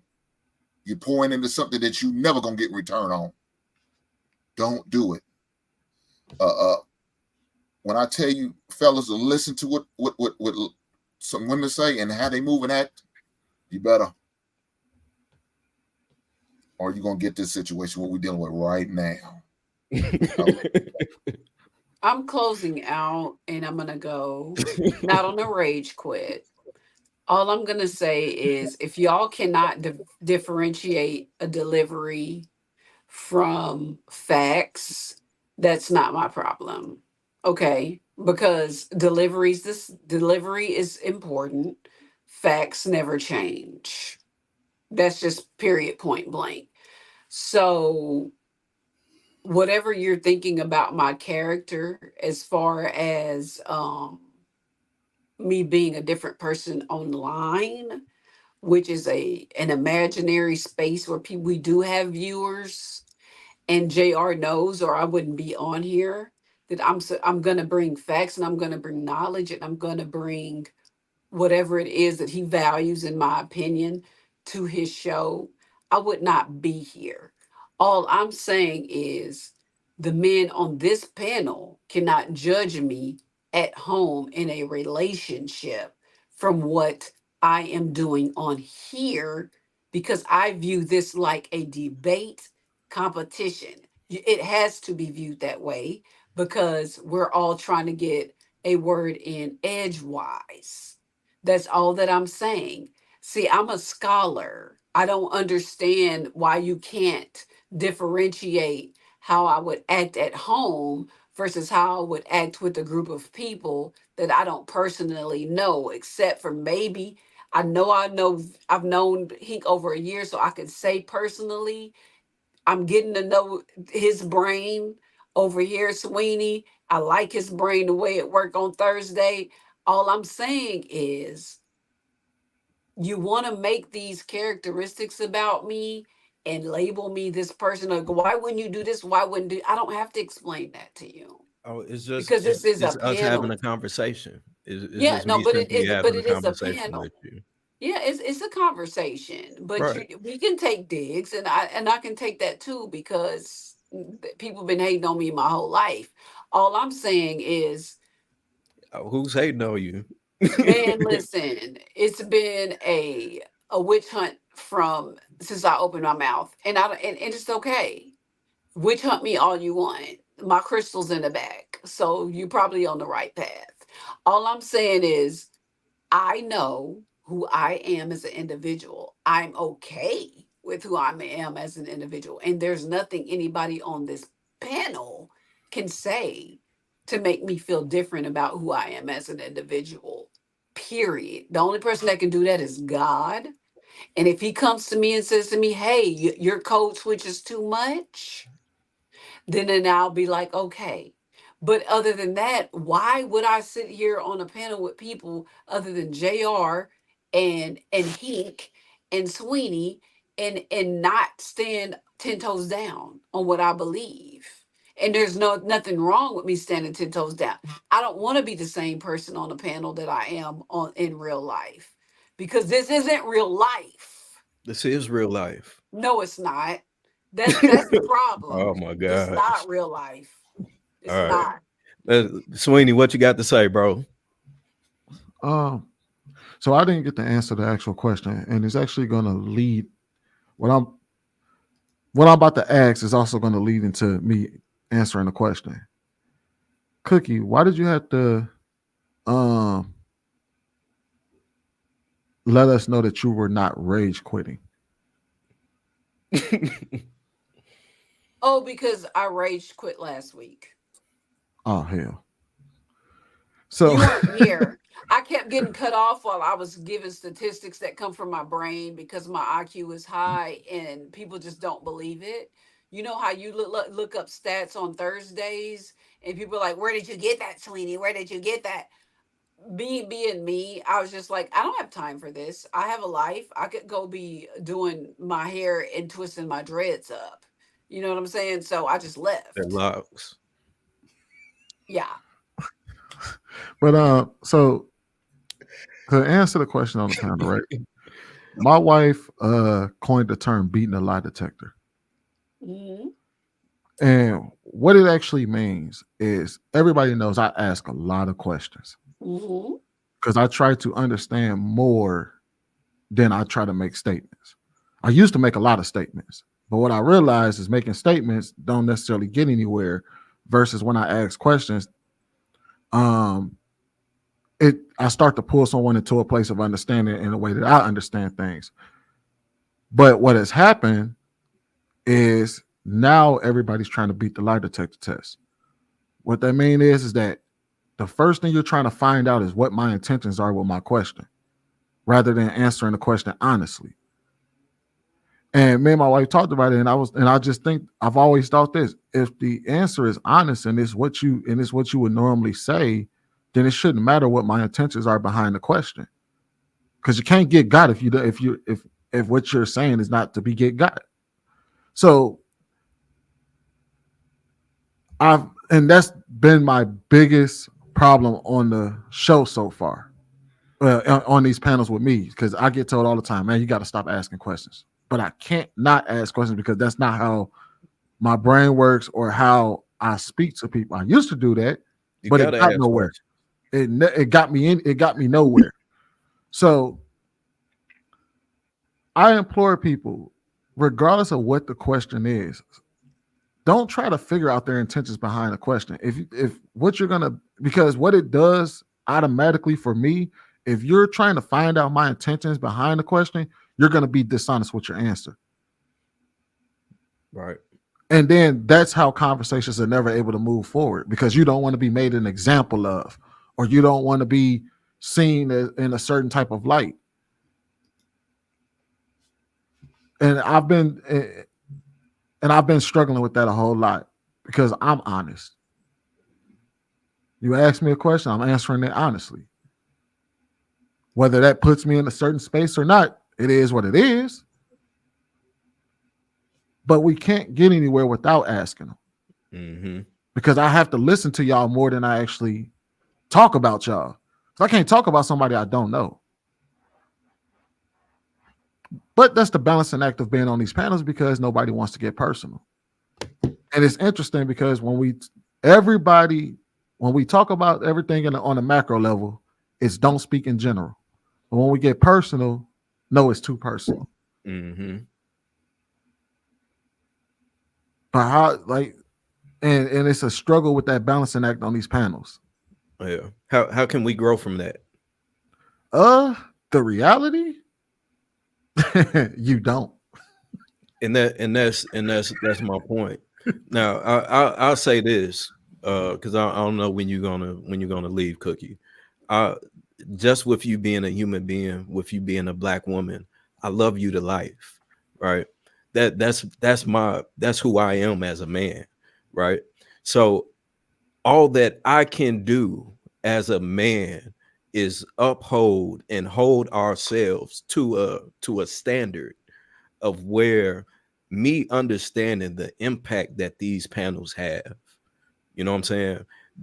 That was kind of one of the reasons why I really debated on even coming on here, just as you stated, because of what I see often on these panels is just a bunch of people arguing, talking about nothing, and nothing becoming solved from it. So if I come on here and say whatever it is that I'm saying, I'm saying this out of love, because I understand the impact that is going to have further down the line on the people that don't have the same mentality that you have. They're just following. They're just sheep. We have a lot of that in the Black community. So it's important for us to be and carry ourselves as if we are going to be the ancestors of the next generations to come. So that's all I'm saying. If we're going to come on here, let's be 100. Let's be real. Let's be vulnerable, in which we have to do in order to grow out of this rut that we're in. Point blank, period. I agree. I think that's a mic drop right there. Let me go ahead and get to these super chats so we get up out of here. Well said there, Viz. I like that, man. I like that. A story to tell, $40. Appreciate you, sir. Thank you for your contribution. Says sorry for missing class. I will see y'all next week. Absolutely. Ikene, $5 says that Cookie, if you can't respect a man outside, you will definitely not respect a man at the home. You can't be selectively respectful. Into the Black Dragon, $5 says if you have no ability to show respect to men outside your circle, you will run into folk who will check your ego, learn to listen, and complete a thought. Big Ant 11, Big Mama, Big Bama 4419. The ladies love Hink. They love the dark side. She Black 499 says Hink Dad the beard, embrace the gray. He's always the funniest on the panel. She Black 499 says Shantae is eye candy. She has Asian characteristics. Big Ant 11 says, Cook, are you drunk? I don't drink, but listening to you is about to make me start. Lord help me. God damn it. Big Bama 44199 says topic for the next Sunday show. Talking just to be talking. God damn. One thing everybody has contributed to the platform thus far. Trigger Mike is going live tonight at 8 o'clock. p.m., 9 o'clock Eastern, the impact of Black dads. So y'all make sure y'all tap in to Trigger Mike tonight. Excellent dialogue tonight. I appreciate each and every last one of you guys' perspectives. It's all love over here. Let's make sure we leave everything on the panel, and let's not take everything off the panel. It makes for a good, healthy dialogue and debate. With that being said, make sure y'all share this stream with somebody. Hopefully, can impact you guys' communication in your home and outside your home. Let's support everybody on the panel. Check out their IGs and all that good stuff. Everybody has some amazing things going on outside of YouTube, so let's make sure we support each other. And they have some amazing things going on YouTube. So just check the IG. I'm pretty sure you'll be able to find everything there. I love you guys. Happy Sunday. Blessings to Justin Fields. We're going to see what this new quarterback do for all the football. I will be watching Pittsburgh this year because I am a fan of him. I'm a fan of Justin Fields. So we got to see if we're going to get some tick, man. Might not get no tick, man. Oh, he's going to start. No, they already said it. The organization said that Russell ain't starting. If so, it ain't going to last more than a couple games because they got to pay that man $25-some million. He going to play. They got to pay who, Justin? Yeah. I don't know, man. We'll get into it, man. I'm pretty sure he ain't going to be talking about it. You talking about it, Hank? Yeah, not this year. He's only going to get like a $5 million deal. That's all he get. $5 million. 25 will be next year. Oh yeah, that's right. If they pick up his 5th year option, yeah, you're right. Right. I keep forgetting he only in his 4th. Yeah, man. Y'all make sure y'all check out Hank, man. It's sports show. It's on Wednesdays, right, Hank? Monday. Y'all make sure y'all check it out. Monday, what time? 7 p.m. Eastern, 6 p.m. Central. All right, 7 p.m. Eastern. All right. Appreciate you guys, and we out, man. Yes, sir. All right.